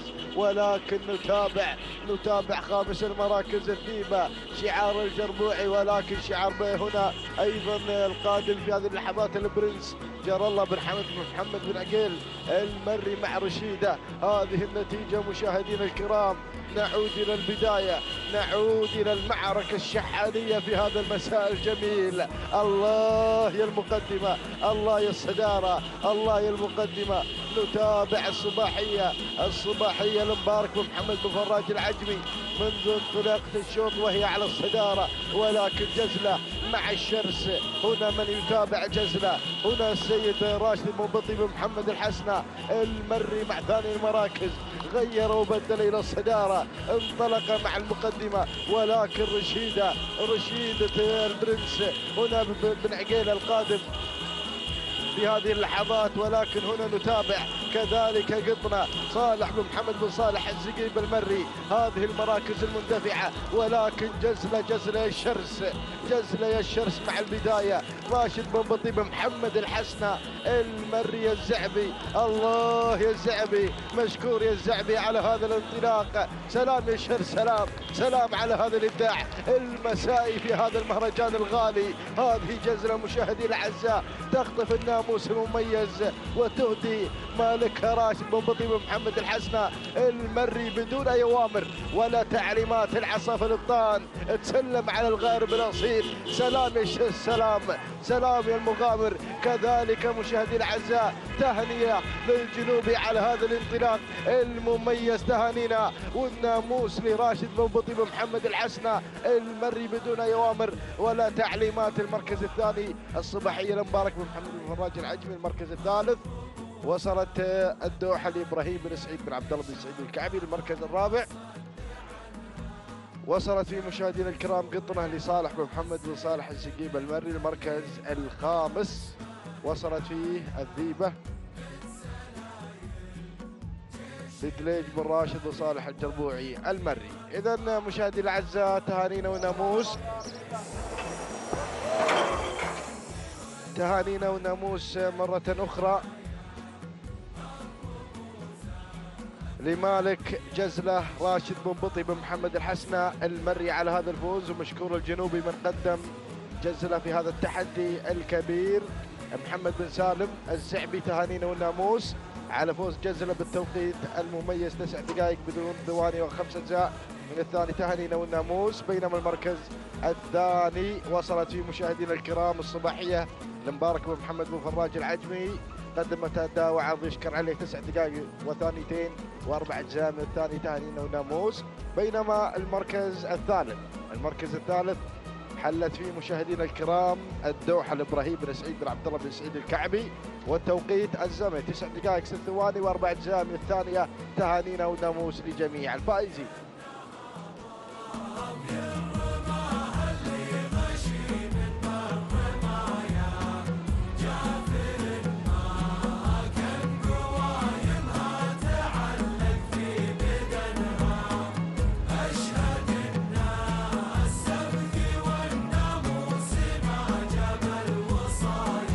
مشاهدينا متابعينا الاعزاء في كل مكان، اسعد الله مساكم بكل خير ومحبه. تتواصل التحديات والاثاره على ارضيه ميدان التحدي، ميدان الشحانيه في هذا المساء، وسن الاجداع وشعارات ابناء القبائل. وعلى بركه الله ينطلق الشوط الثاني عشر الخاص للاعدام من مسافه 6 كيلومترات. نسير مع هذه الاسماء المنطلقه ومع هذه الشعارات المندفعة والباحثة عن الناموس. نبدأ بعد المراكز وننطلق مع البداية. أول الأسماء الجوري بشعار علي بن عبد الله بن علي بن عبد الله العطية، يقدم لنا الجوري على أول المراكز وأول التحديات. ثاني الأسماء نافذ بشعار سلطان بن عبد الله بن غنيم آل دواس الدوسري، مع ثاني المراكز يتقدم مع نافذ على ثاني الأسماء وثاني الشعارات. ثالث المراكز مشاهدينا متابعينا الأعزاء يصل هنا على ثالث الأسماء وثالث الانطلاق. القادم هنا شعار بن عميران يتقدم مع ثالث المراكز وثالث التحديات، أو شعار القمرة يقدم لنا حالول صالح بن حمد القمرة مع ثالث الأسماء وثالث التحديات. رابع المراكز الفايز عبد العزيز بن محمد بن هادي الجربوعي المري يتقدم مع الفايز على رابع المراكز. خامس الأسماء وصل شاهين محمد بن ناصر بن محمد بن جمعان يتقدم مع خامس المراكز وخامس التحديات. هكذا هي النتيجة الأولى مشاهدينا متابعينا الاعزاء للخمس المراكز المتقدمه والمنطلقه. ونعود الى البدايه، الى اول الشعارات. شعار العطيه يتقدم ويحضر مع الجوري علي بن عبد الله العطيه، يقدم لنا الجوري على اول المراكز ويبحث عن الفوز والانتصار في هذا المهرجان القالي، مهرجان امير البلاد المفدى. الله يا العطيه يقدم لنا الجوري علي بن عبد الله العطيه. ثاني الاسماء نافذ بشعار سلطان بن عبد الله بن غنيم آل دواس الدوسري يتقدم مع ثاني الاسماء شعار بن سلامه. مع ثاني المراكز يقدم لنا نافذ مع ثاني الانطلاق. ثالثا حالول صالح بن حمد القمرة السندباد القطري يقدم لنا حالول مع ثالث المراكز وثالث الانطلاق. رابع المراكز وصل القادم والمنطلق على رابع المراكز الفايز من يبحث عن الفوز والانتصار عبد العزيز بن محمد بن هادي الجربوعي المري مع رابع المراكز. خامس المراكز وصل القادم رعد ينطلق بشعار مبارك بن صالح بن هادي المحامض اليامي، يقدم لنا رعد مع خامس المراكز وخامس التحديات.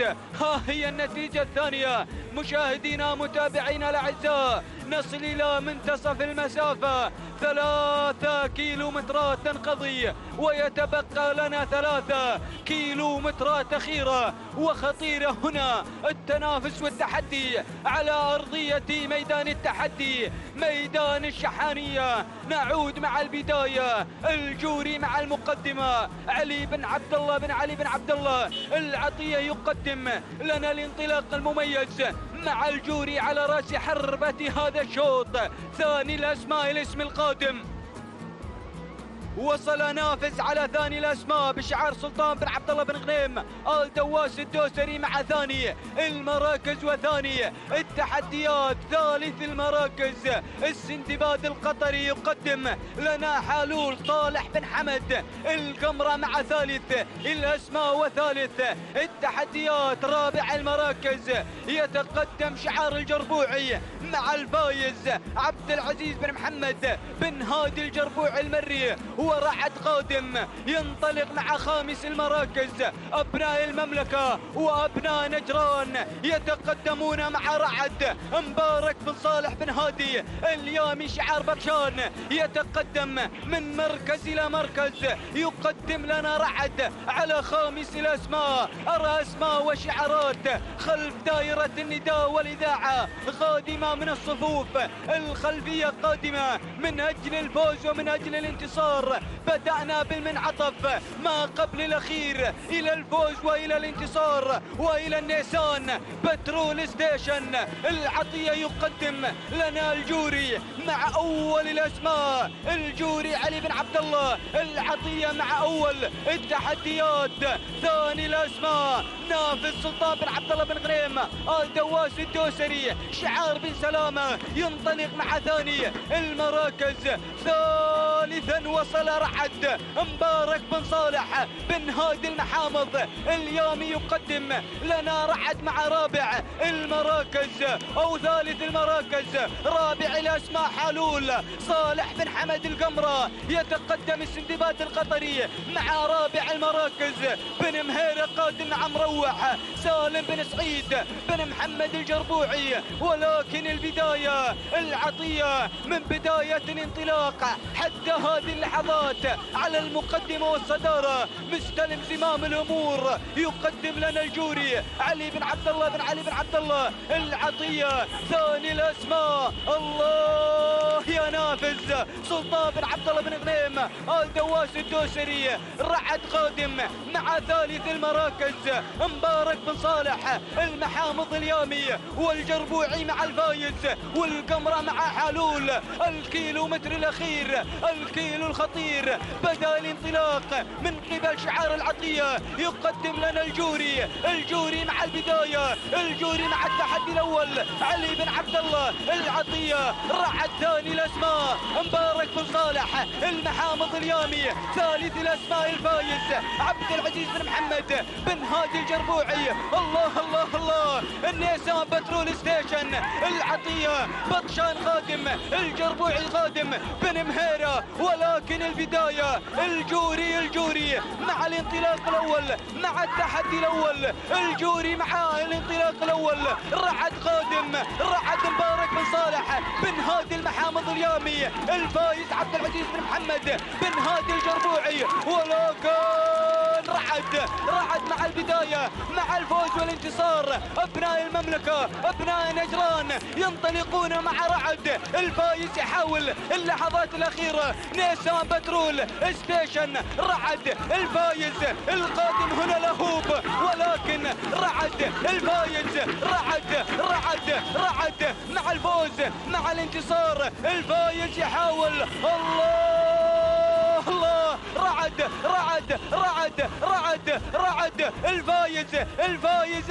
الفايز. تهانينا والناموس العبد العزيز بن محمد بن هادي الجربوعي المري على هذا الفوز وعلى هذا الانتصار. ثاني الأسماء وصل رعد مبارك بن صالح بن هادي المحامض اليامي. ثالث المراكز وصل لهوب بشعار الحميدي بن محسن بن راشد بن محسن بن ديلة. ورابع المراكز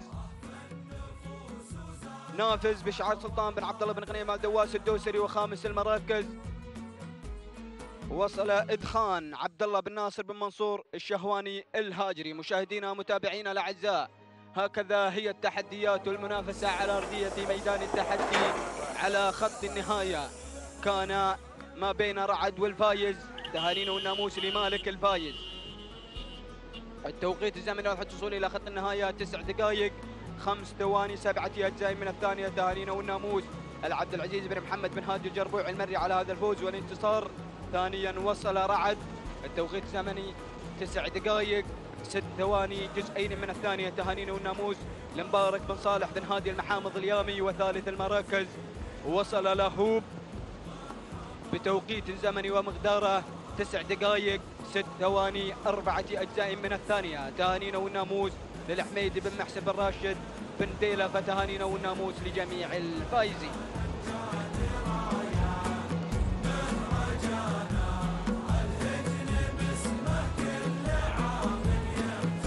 بسم الله الرحمن الرحيم. بسم الله وعلى بركة الله. مشاهدينا الكرام، متابعينا في كل مكان، أهلا بكم مع انطلاقة أخرى من انطلاقاتنا في هذا المساء. شوط ينتهي وآخر تعلن انطلاقة مسافتنا هي 6 كيلومترات، ومنافساتنا ضمن تحديات مهرجان سيف أمير البلاد المفدى حفظه الله ورعاه من هنا من ميدان الشحانية لسباقات الهجن، ميدان التحدي. نتابع مع حضراتكم ونصف هذه الأشواط باندفاعات سن الإذاع. ما شاء الله شوط يحمل لنا تحديات وجديدة إلى خط النهاية، بينما الجائزة نيسان بترول ستيشن لصاحب المركز الأول والحظ الذهبي في هذا المسار التاريخي الجميل.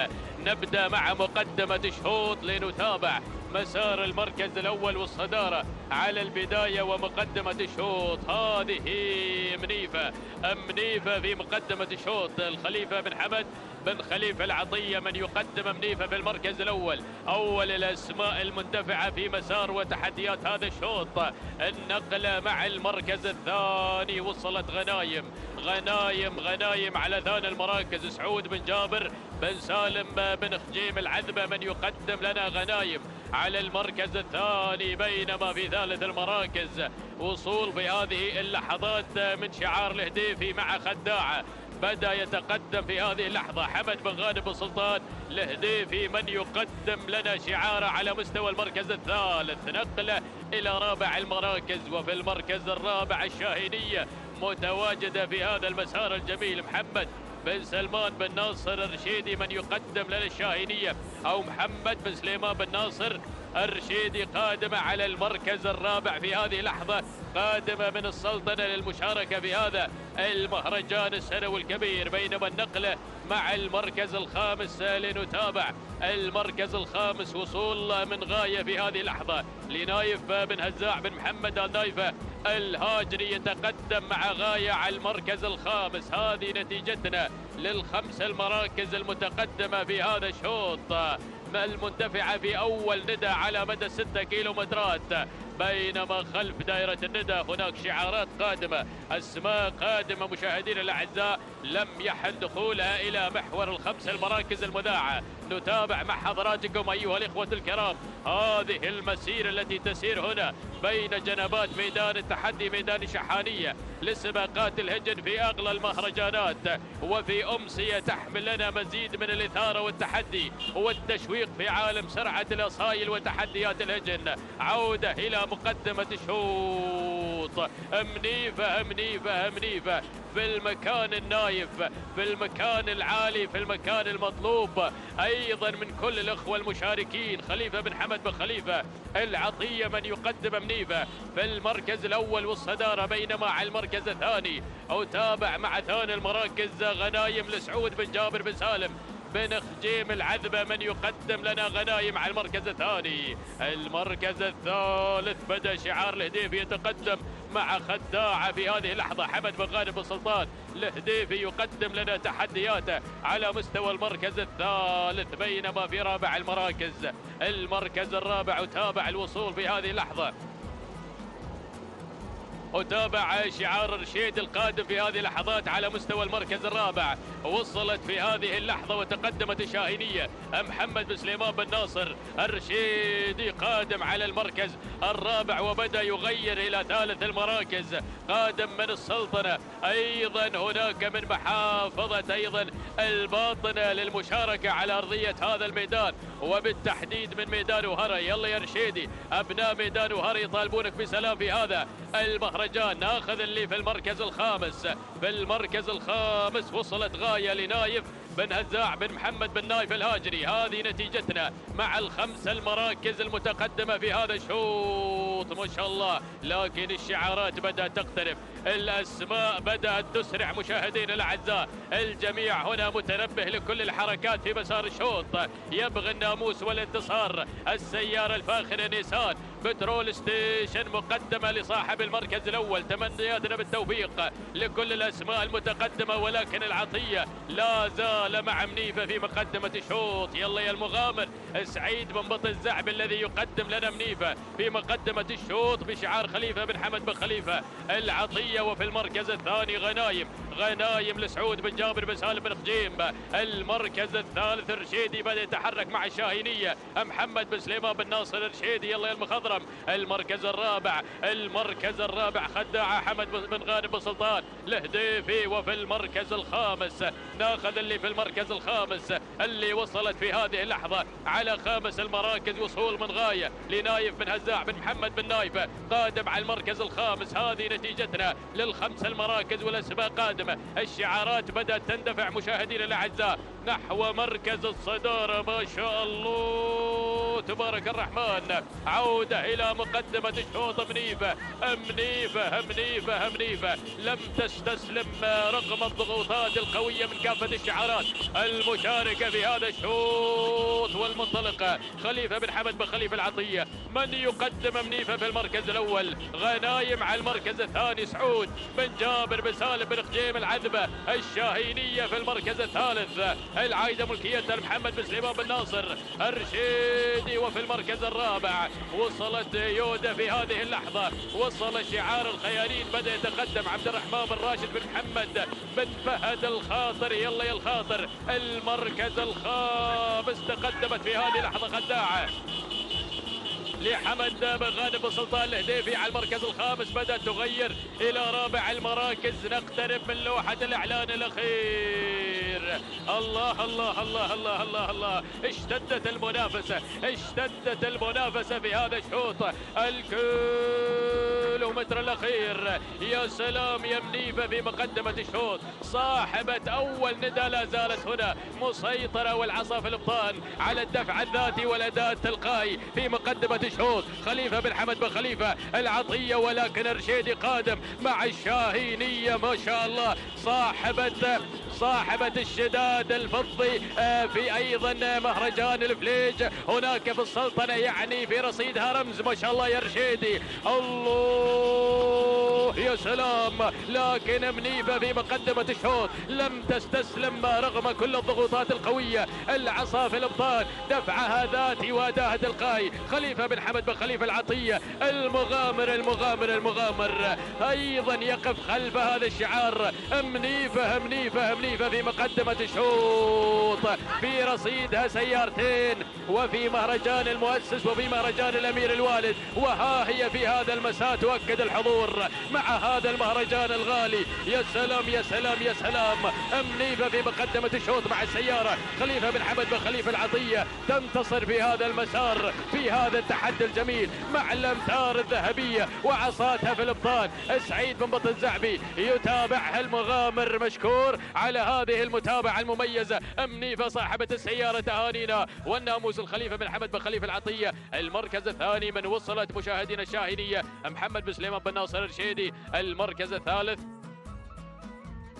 وصلت غنايم لسعود بن جابر بن سالم بن خجيم العذبة. بينما في رابع المركز الرابع غاية لنايف بن هزاع بن محمد بن نايف الهاجري. وفي المركز الخامس وصلت النوف لأحمد بن علي بن راشد العبد الله السبيعي. هذه نتيجتنا مشاهدينا الكرام للمراكز الخمسة والأسماء الواصلة. هذا هو ملخص الإعادة مع تحديات المركز الأول ومنيفة صاحبة السيارة والناموس في هذا المساء وفي هذا الشوط. مشاهدينا الأعزاء تضيف السيارة الثالثة في رصيدها. هذه لحظات الإعادة مشاهدينا الكرام.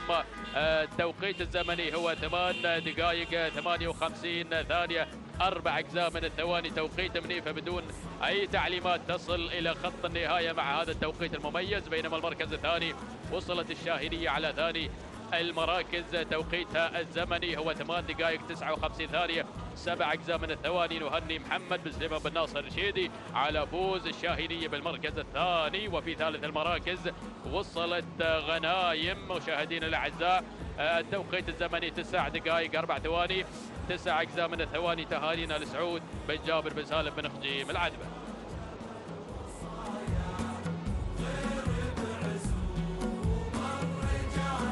بسم الله الرحمن الرحيم. أيها الحفل الكريم، أيها الأعزاء، أحييكم وأجدد لكم التحية بهذه الانطلاقة المسائية الرياضية التراثية من خلال الانطلاق في مهرجان سيف أمير البلاد المفدى. حفظكم الله ورعاكم من كل سوء ومكروه. هكذا الانطلاقات، هكذا تحديات هذا الميدان ننطلق به من خلال أشواط الإجذاع، الإمتاع، الإبداع في تحديات ميدان التحدي، ميدان الشحانية. أتيت خصيصا من النادي الكويتي لسباق الهجن لكي يقدم لكم هذا الكرنفال الهام، الكرنفال الأغلى على الإطلاق. أتوجه مباشرة إلى مقدمة الشوط لكي أرى مهلي الذي يهلي ويرحب بالنداء الأول مع فهد بن علي بن عبد الله المهندي الذي يقدم مهلي في صدارة الشوط. المركز الثاني مركز الوصافة، هناك ظبيان علي بن زيد بن محمد بن محسن آل بحيح يحضر على المستوى الثاني، يقدم شعاره المنطلق بهذه التحديات. نقلة مباشرة إلى شجن الذي يقدمه خليل بن ناصر بن منصور آل خليل الشهواني، يأتي على المركز الثالث. المركز الرابع هناك أيضا التحديات، منافسة قوية حاضرة مع شعب لحمد بن غانم بن سلطان الهديفي الكواري يحضر على المستوى الرابع. هناك التحديات مع المركز الخامس جلمود علي عبد الله بن علي بن كاظم المري يحضر هنا مع جلمود على هذا المستوى الخطير والرائع الذي يبرز لنا في تحديات هذا النداء. النداء الأول الذي أذعته على مسامعكم، الذي يقفل به النداء هنا مشاهدين الأعزاء من خلف شاشة الريان الفضائية. أقدم لكم مهرجان سيف أمير البلاد المفدى حفظه الله ورعاه. أعود مباشرة لكي أنقل لكم هذه المجريات والملفات التي تحضر هنا على هذا الميدان الغالي، ميدان الشحانية في دوحة الخير. يا سلام، أعود إلى صدارة الشوط. هناك المهندي، يا سلام يا المهندي، يحضر مع مهلي الذي يهلي ويرحب بصدارة الشوط، وعينه على ناموس الشوط مع هذا الشعار المنطلق بصدارة الشوط. يا سلام يا سلام يا سلام. ها هو مهلي مع فهد بن علي المهندي. المركز الثاني بدأ يتسلل الآن. هناك جلمود عبد الله بن علي بن كاظم المري حاضرا مقدما لنا جلمود على المركز الثاني. مركز الوصافة انتقل مباشرة الآن إلى المركز الثالث. حضر شعب حمد بن غانم بن سلطان الهديف الكواري حاضرا مقدما لنا شعاره المنطلق مع هذه اللحظات. المركز الرابع وصل ظبيان علي بن زيد بن محمد بن محسن آل بحيح حاضرا على المستوى الرابع الآن. المركز الخامس، يا سلام، حضر هناك شعار البرنس مع مرحب سالم بن محمد بن طالب بن عقيل النابت المري. هكذا مشاهدين الافاضل مستمعين اينما كنتم تشاهدون هذا النقل الحي والبث المباشر ومن خلف هذه اللقطات الجميله التي نبثها اليكم مشاهدين الكرام اينما كنتم تتابعون هذه الرياضه الغاليه، رياضه الاباء، رياضه الاجداد، هذا العالم الساحر. اعود مباشره الى مقدمه الشوط. هناك مهلي فهد بن علي بن عبد الله المهندي. يا سلام يا سلام يا سلام بصدارة الشوط، مقدمة الشوط. أول المراكز مع المهندي الذي يقدم شعار مهلي على المركز الأول، لكن حصل تغيير، حصلت منافسة، حصل دخول. هناك من التغيرات التي بدأت تجري من الهديفي الكواري مع شعب على المركز الأول، بدأ يغير مجريات لصالحه، بدأ يقدم شعاره، بدأ يتسلل الآن، لكن شعار البرنس هنا يحضر مقدما مرحب، الذي يرحب أيضا بمقدمة الشوط، يرحب بانطلاقة هذا الشعار سالم بن محمد بن طالب بن عقيل آل نابت المري، حاضرا على المستوى الأول والخطير، بينما المركز الثاني يحضر شعب هناك مع الهديفي الكواري قادما مقدما لنا انطلاقته مع هذه التحديات، لكن المهندي لا زال بالمنافسة، لا زال يقدم لنا شعاره المنطلق على هذا المستوى. المركز الرابع هناك حاضرا وصل اسعاف سلطان بن شافي بن حمود العجمي، يقدم اسعاف على هذا المستوى قادما من دولة الكويت. المركز الخامس، يا سلام، هكذا متابعينا الكرام، شجن خليل بن ناصر بن منصور بن خليل الشهواني. اعود مباشرة الى مقدمة الشوط، اول المراكز عاد مهلي، عاد الى الصدارة، عاد الى المقدمة، عاد الى تحديات ومجريات هذا الشوط الذي يعتبر من اقوى الاشواط في هذا المساء المليء بالغيوم والامطار التي تعم على هذه المدينة، مدينة دوحة الخيل. لكن ارى المنافسة، ارى القوة والابداع الحاضر هنا من اسعاف سلطان بن شافي بن حمود العجمي، الذي يقدم شعاره المنطلق على مقدمة الشوط، بدأ يغير على مجريات الشوط لكي يظهر بهذه النتيجة. المركز الثاني هنا مهلي فهد بن علي المهندي. المركز الثالث حضر هناك شعب، وتعود ملكيته لحمد بن غانم بن سلطان الهديفي الكواري. المركز الرابع حضور العابر محمد بن صالح بن حمد بن قبعان المري. اعود الى مقدمة الشوط، هناك المنافسة، اسعاف يفتتح لوحة الكيلومتر الاخير في هذا المهرجان الغالي، مهرجان سيف امين البلاد المفدى. المركز الثاني، يا سلام، وصل شعب، وصل الكواري. المركز الثالث وصل السماري غيث بن راشد المالكي. يا المالكي لك عوايد مع هذه الانجازات. المركز الرابع هناك ايضا الحضور والمنافسه من جلمود عبد الله بن علي بن كاظم المري. لكن اعود الى اسعاف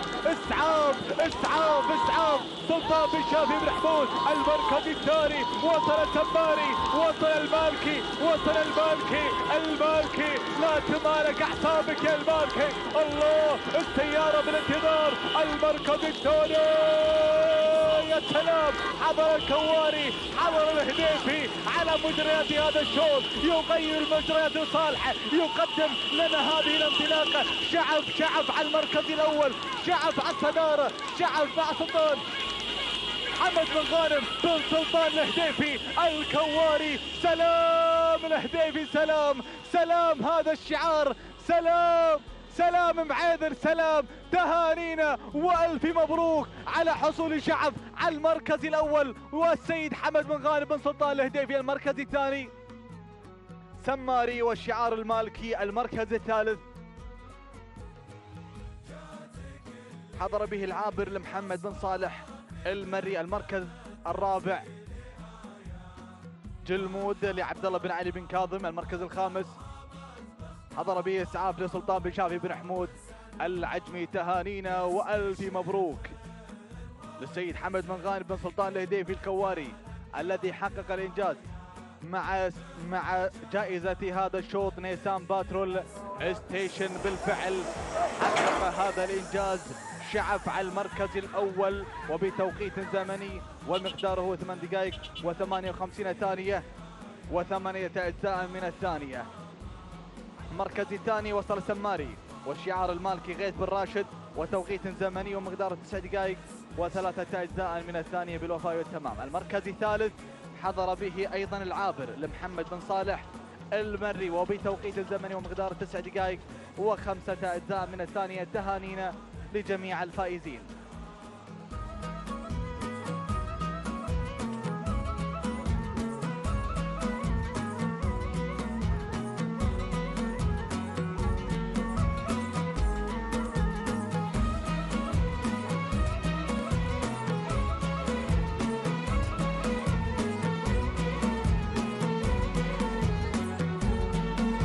بسم الله الرحمن الرحيم. مشاهدينا متابعينا الكرام، نجدد لكم التحية هنا من على أرضية ميدان الشحانية لسباقات الهجن العربية الأصيلة، بانطلاق شوطنا الخامس عشر في تعداد انطلاقات هذا المساء ضمن تحديات مهرجان سيف أمير البلاد المفدى.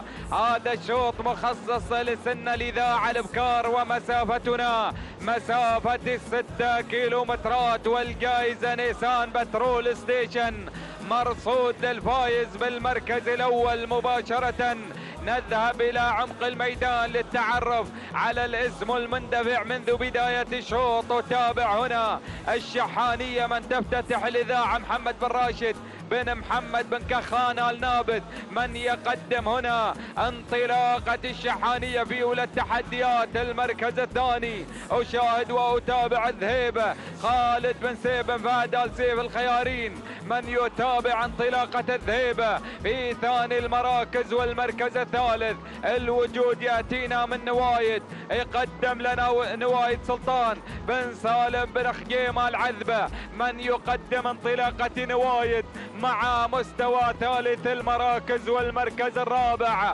في هذه اللحظات أشاهد وأتابع فن سعد بن عيد بن شافي الرشيدي، من يقدم انطلاقة فن هنا مع رابع المراكز. والمركز الخامس إذا المركز الخامس أشاهد وأتابع هنا من تأتينا الخزنة سعيد بن عبد الهادي بن علي بن عبد الهادي الشهواني، من يقدم انطلاقة الخزنة والعودة مباشرة إلى الصدارة والقيادة. وننوه بأن التتويج بعد ختام هذه الأشواط المسائية بعد شوطنا السادس عشر بإذن الله تعالى. إذا هكذا مشاهدينا متابعينا الكرام، أيضا لرموز الفترة الصباحية ورموز الفترة المسائية جميعها بعد ختام هذه الأشواط. العودة مشاهدينا الكرام إلى القيادة والصدارة لأتابع التسلل اللي طرى وجرى هنا مع مقدمة الشوط. تسللت الذهيبة وانطلقت مباشرة إلى مقدمة هذا الشوط لتتسيد الموقف، لتقود الأسماء المشاركة. يقدم لنا الذهيبة خالد بن سيف بن فهد آل سيف الخيارين، من يقدم لنا انطلاقة الذهيبة، من بدأت تجر الشوط وتنطلق الانطلاقة المميزة والجميلة إلى الصدارة وإلى القيادة. تابع المركز الثاني تراجعت الشحانية محمد بن راشد بن محمد بن كخان النابت، من يقدم لنا انطلاقة الشحانية مع ثاني المراكز. الدور دور المركز الثالث لأشاهد وأتابع من تتقدم الخزنة سعيد بن عبد الهادي بن علي بن عبد الهادي الشهواني، من يقدم انطلاقة الخزنة، من تقدمت بدورها إلى ثالث المراكز. أشاهد المركز الرابع هناك الوجود يأتي من فن سعد بن عيد بن شافي رشيدي، من يقدم لنا انطلاقة فن مع رابع المراكز. النقلة إلى خامس المراكز لأشاهد وأتابع من تتواجد هنا. تتواجد نوايد سلطان بن سالم بن خجيمة العذبة، من يقدم انطلاقة نوايد. هذا هو نداؤنا الثاني مشاهدينا متابعينا الكرام من خلال رحلتي وتحديات هذا الشوط، والعودة مباشرة إلى الصدارة وإلى القيادة. ونتابع هنا اللقطات التي ترصدها عدسات قناة الريان التي انتشرت في أرضية الميدان لمتابعة هذا الحدث الأبرز والهام، والعودة إلى شعار العطية، إلى شعار عفوا الخيارين. من يتقدم الأسماء هنا الذهيبة خالد بن سيف بن فهد آل سيف الخيارين، من يقدم لنا الذهيبة. هذا الاسم الجميل اللي يقدم هنا الذهيبة، والشعار المميز اللي يقدم لنا انطلاقة الذهيبة بشعار خالد بن سيف بن فهد آل سيف الخيارين، من يقدم الاندفاع الجميلة والاندفاع الرائعة والعرض التلقائي النهائي إلى حتى هذه اللحظات. أشاهد المركز الثاني تتواجد الشحانية محمد بن راشد بن محمد بن كخان النابت. من يقدم انطلاقة الشحانية هي أيضا في ميدان الشحانية تبحث عن تسجيل نقطة ذهبية وتسجيل وحصد النيسان بترول ستيشن.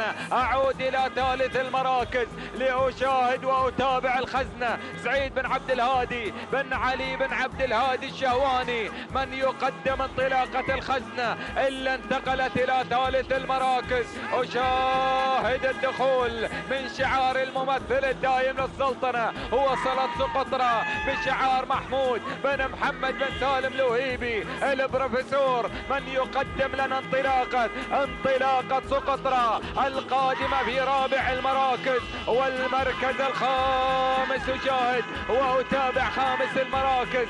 من تتواجد هناك في خامس المراكز؟ الوصول من هذه اللي تحمل لنا الرقم 7 واصل الذيبة حسن بن مبارك بن راشد القربوع المري. لكن أعود مع شعار الخيارين، أعود مع الذهيبة. يا سلام يا أداء الذهيبة، تقترب من اللحظات الأخيرة من آخر 1200 متر متبقي من عمر المنافسة، متبقي من عمر الجائزة الثمينة التي سوف تسجل في سجلات أحد الإذاعة المشاركة في هذا الشوط.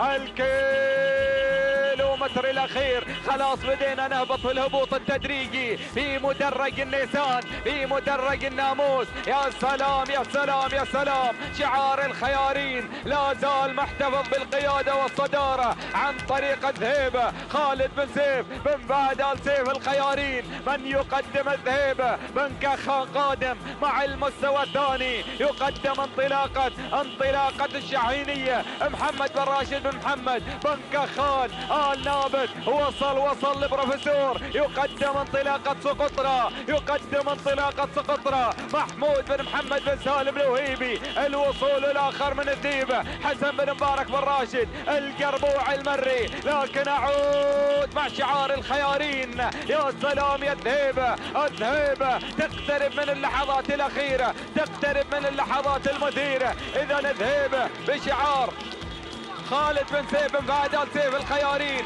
قدم لنا الذهيبة في هذا الشوط. البروفيسور يحاول ولكن الذهيبة هي الأقرب إلى الفوز، الأقرب إلى النيسان. وصلت في هذه اللحظات، وصلت الشايبة سعيد بن بطيب بن محمد الحسن المري. لكن الذهيبة تقترب من اللحظات الأخيرة. الذهيبة هناك الشايبة تحاول، لكن الخيارين واللحظات الأخيرة. الخيارين خلاص على ما يبدو قفل على الشوط. سلام للخيارين، سلام مالك الذهيبة خالد بن سيف بن فهد آل سيف الخيارين. هو الثانية لأسعد بن عبد الله الوهيبي مضمر متابع لانطلاقة الذهيبة. والثانية موصولة لعبد الهادي بن سيف آل سيف الخيارين أيضا في لندن. تهانينا والناموس لجميع الأخوة الفائزين في هذا الشوط. المركز الثاني الشايب سعيد بن بطيب بن محمد الحسن المري. المركز الثالث الذيبة من وصلت حسن بن مبارك القربوع المري. المركز الرابع كان الوصول من الشحانية محمد بن راشد بن محمد بن كخان نابت. المركز الخامس وصلت في خامس المراكز سقطرى محمود بن محمد بن سالم الوهيبي. نعود بالثانية والناموس هنا لمالك الذهيبة في توقيت الزمن 9 دقائق 3 ثواني و4 أجزاء من الثانية. تهانينا لمالك الذهيبة خالد بن سيف بن فهد آل سيف الخيارين. المركز الثاني وصلت الشايبة سعيد بن بطي بن محمد الحسن المري. توقيت الزمن 9 دقائق 4 ثواني وجزءا يتيما من الثانية. تهانينا والناموس. المركز الثالث كان الوصول أيضا من الذيبة حسن بن مبارك بن راشد القربوع المري. توقيت الزمن 9 دقائق 4 ثواني و3 أجزاء من الثانية. تهانينا والناموس لكل الأخوة الفائزين في هذا الشوط.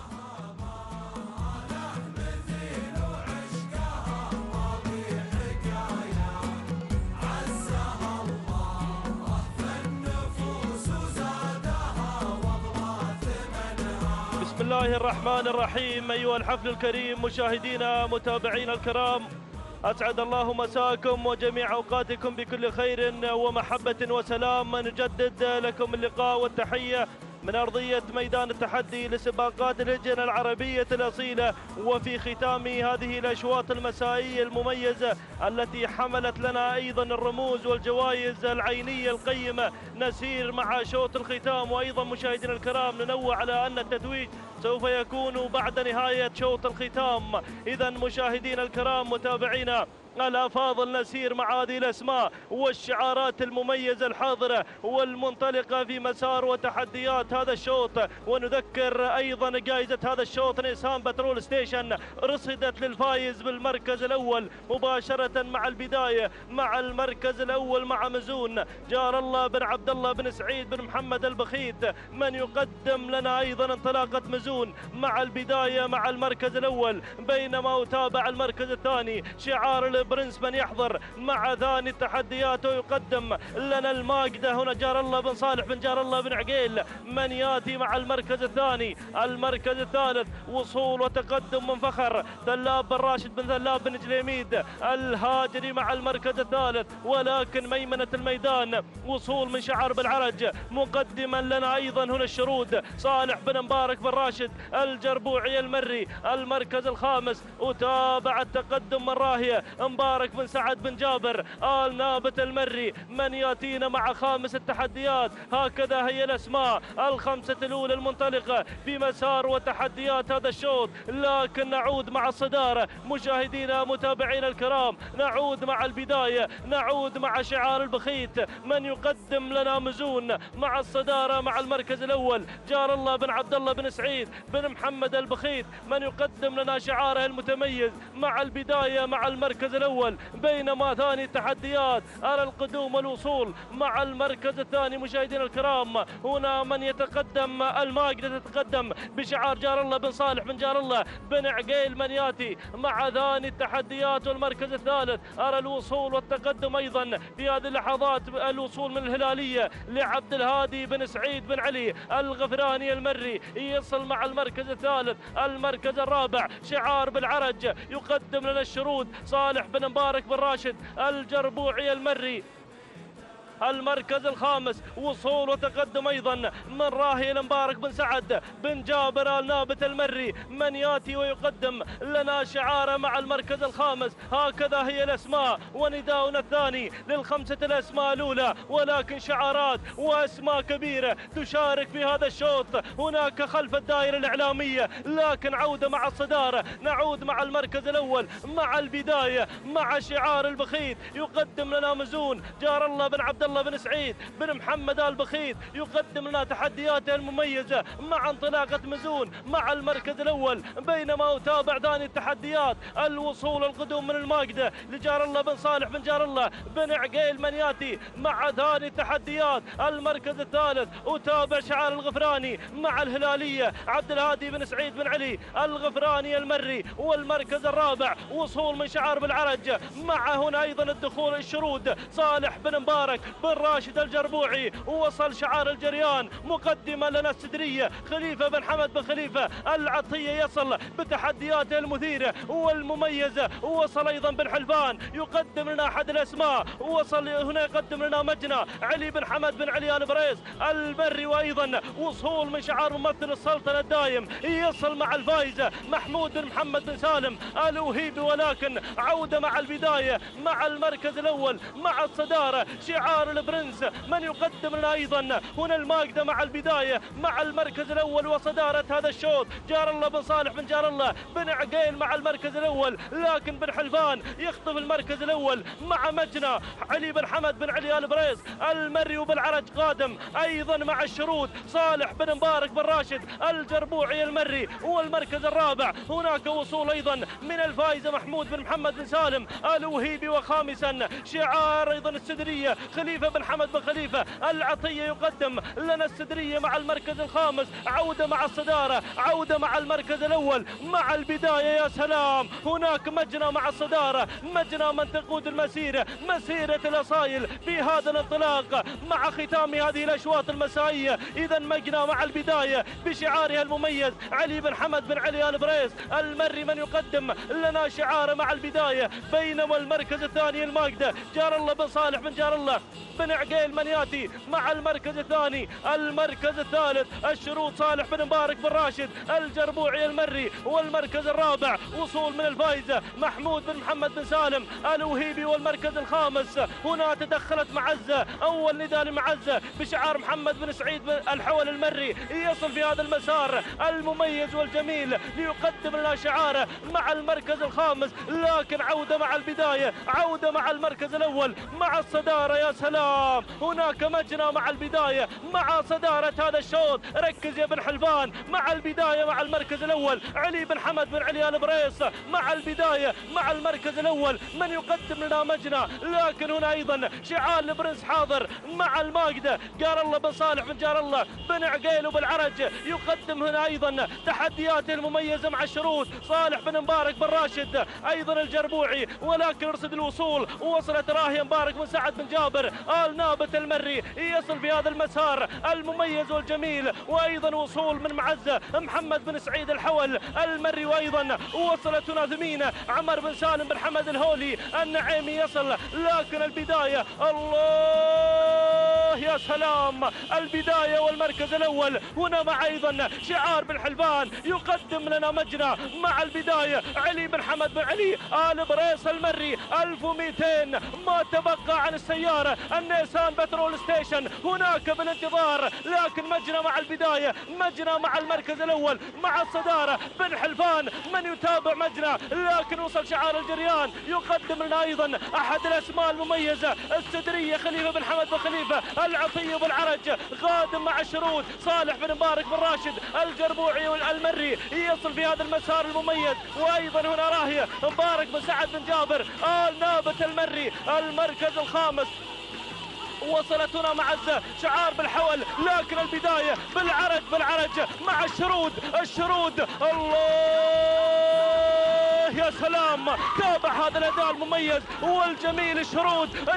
الشرود صالح بن مبارك الجربوعي المري بالعرج يقدم لنا تحديات المميزة والمثيرة مع شوط الختام. النيسان بترول ستيشن بالانتظار يا بالعرج. الله الله الله، الشرود العرض المميز، العرض الجميل هنا امام جماهيرها ومحبينها. هنا الشرود الله الله الله. اذا الشرود مع السيارة، الشرود مع شوط الختام. سلام الشرود، سلام بالعرج على هذا الاداء المميز والجميل. شعار تميز ايضا في هذا الموسم، قدم العديد من الاسماء ولكن العطية قادم. ولكن بالعرج مع السيارة، بالعرج مع الشرود. سلام بالعرج، سلام على هذا الاداء. ولكن العطية قادم مع الامتار الاخيرة. ولكن خلاص سلام الشرود على هذا الاداء المميز والجميل. تهانينا والناموس لصالح بن مبارك بن راشد الجربوعي المري والمركز الثاني. وصلت السدرية خليفة بن حمد بن خليفة العطية والمركز الثالث. وصلت مع المركز الثالث راهي المبارك بن سعد بن جابر النابت المري والمركز الرابع. كان الوصول القدم مع عزل محمد بن حمد بن سعيد الحول المري المركز الخامس. وصلت الصباحية لحمد بن غانم بن سلطان الهديفي. هكذا مشاهدينا الكرام متابعينا الأفاضل تابعنا هذا الشوط، ولكن كان بالعرج هو صاحب الكلمة مع شوط الختام مع الشروط. تهانينا والناموس إلى بالعرج على هذا الفوز وهذا الانتصار. توقيتها الزمني لحد الوصول إلى خط النهاية معلنة هذا الفوز وهذا الانتصار. مشاهدينا متابعينا الكرام تابعناها هي الشروط من حققت ناموس شوط الختام. تهانينا والناموس على هذا الفوز وهذا الانتصار المميز مع شوط الختام. التوقيت الزمني 9 دقائق و10 ثواني وجزءا يتيما من الثانية. تهانينا والناموس لصالح بن مبارك بن راشد الجربوعي المري. بينما المركز الثاني وصلت أيضا هنا السدرية وتوقيتها الزمني لحظة وصول إلى خط النهاية 9 دقائق 10 ثواني و3 أجزاء من الثانية. تهانينا والناموس الخليفة بن حمد بن خليفة العطية. بينما المركز الثالث وصلت مشاهدينا متابعينا الكرام مع المركز الثالث راهية وأيضا توقيتها الزمني 9 دقائق 11 ثانية 6 أجزاء من الثانية. تهانينا والناموس أيضا مشاهدينا متابعينا الكرام إلى مبارك بن سعد بن جابر النابت المري. هكذا مشاهدينا الكرام وصلنا إلى الختام، ولكن الكلمة تنتقل إلى الزميل محمد بن بريك المري.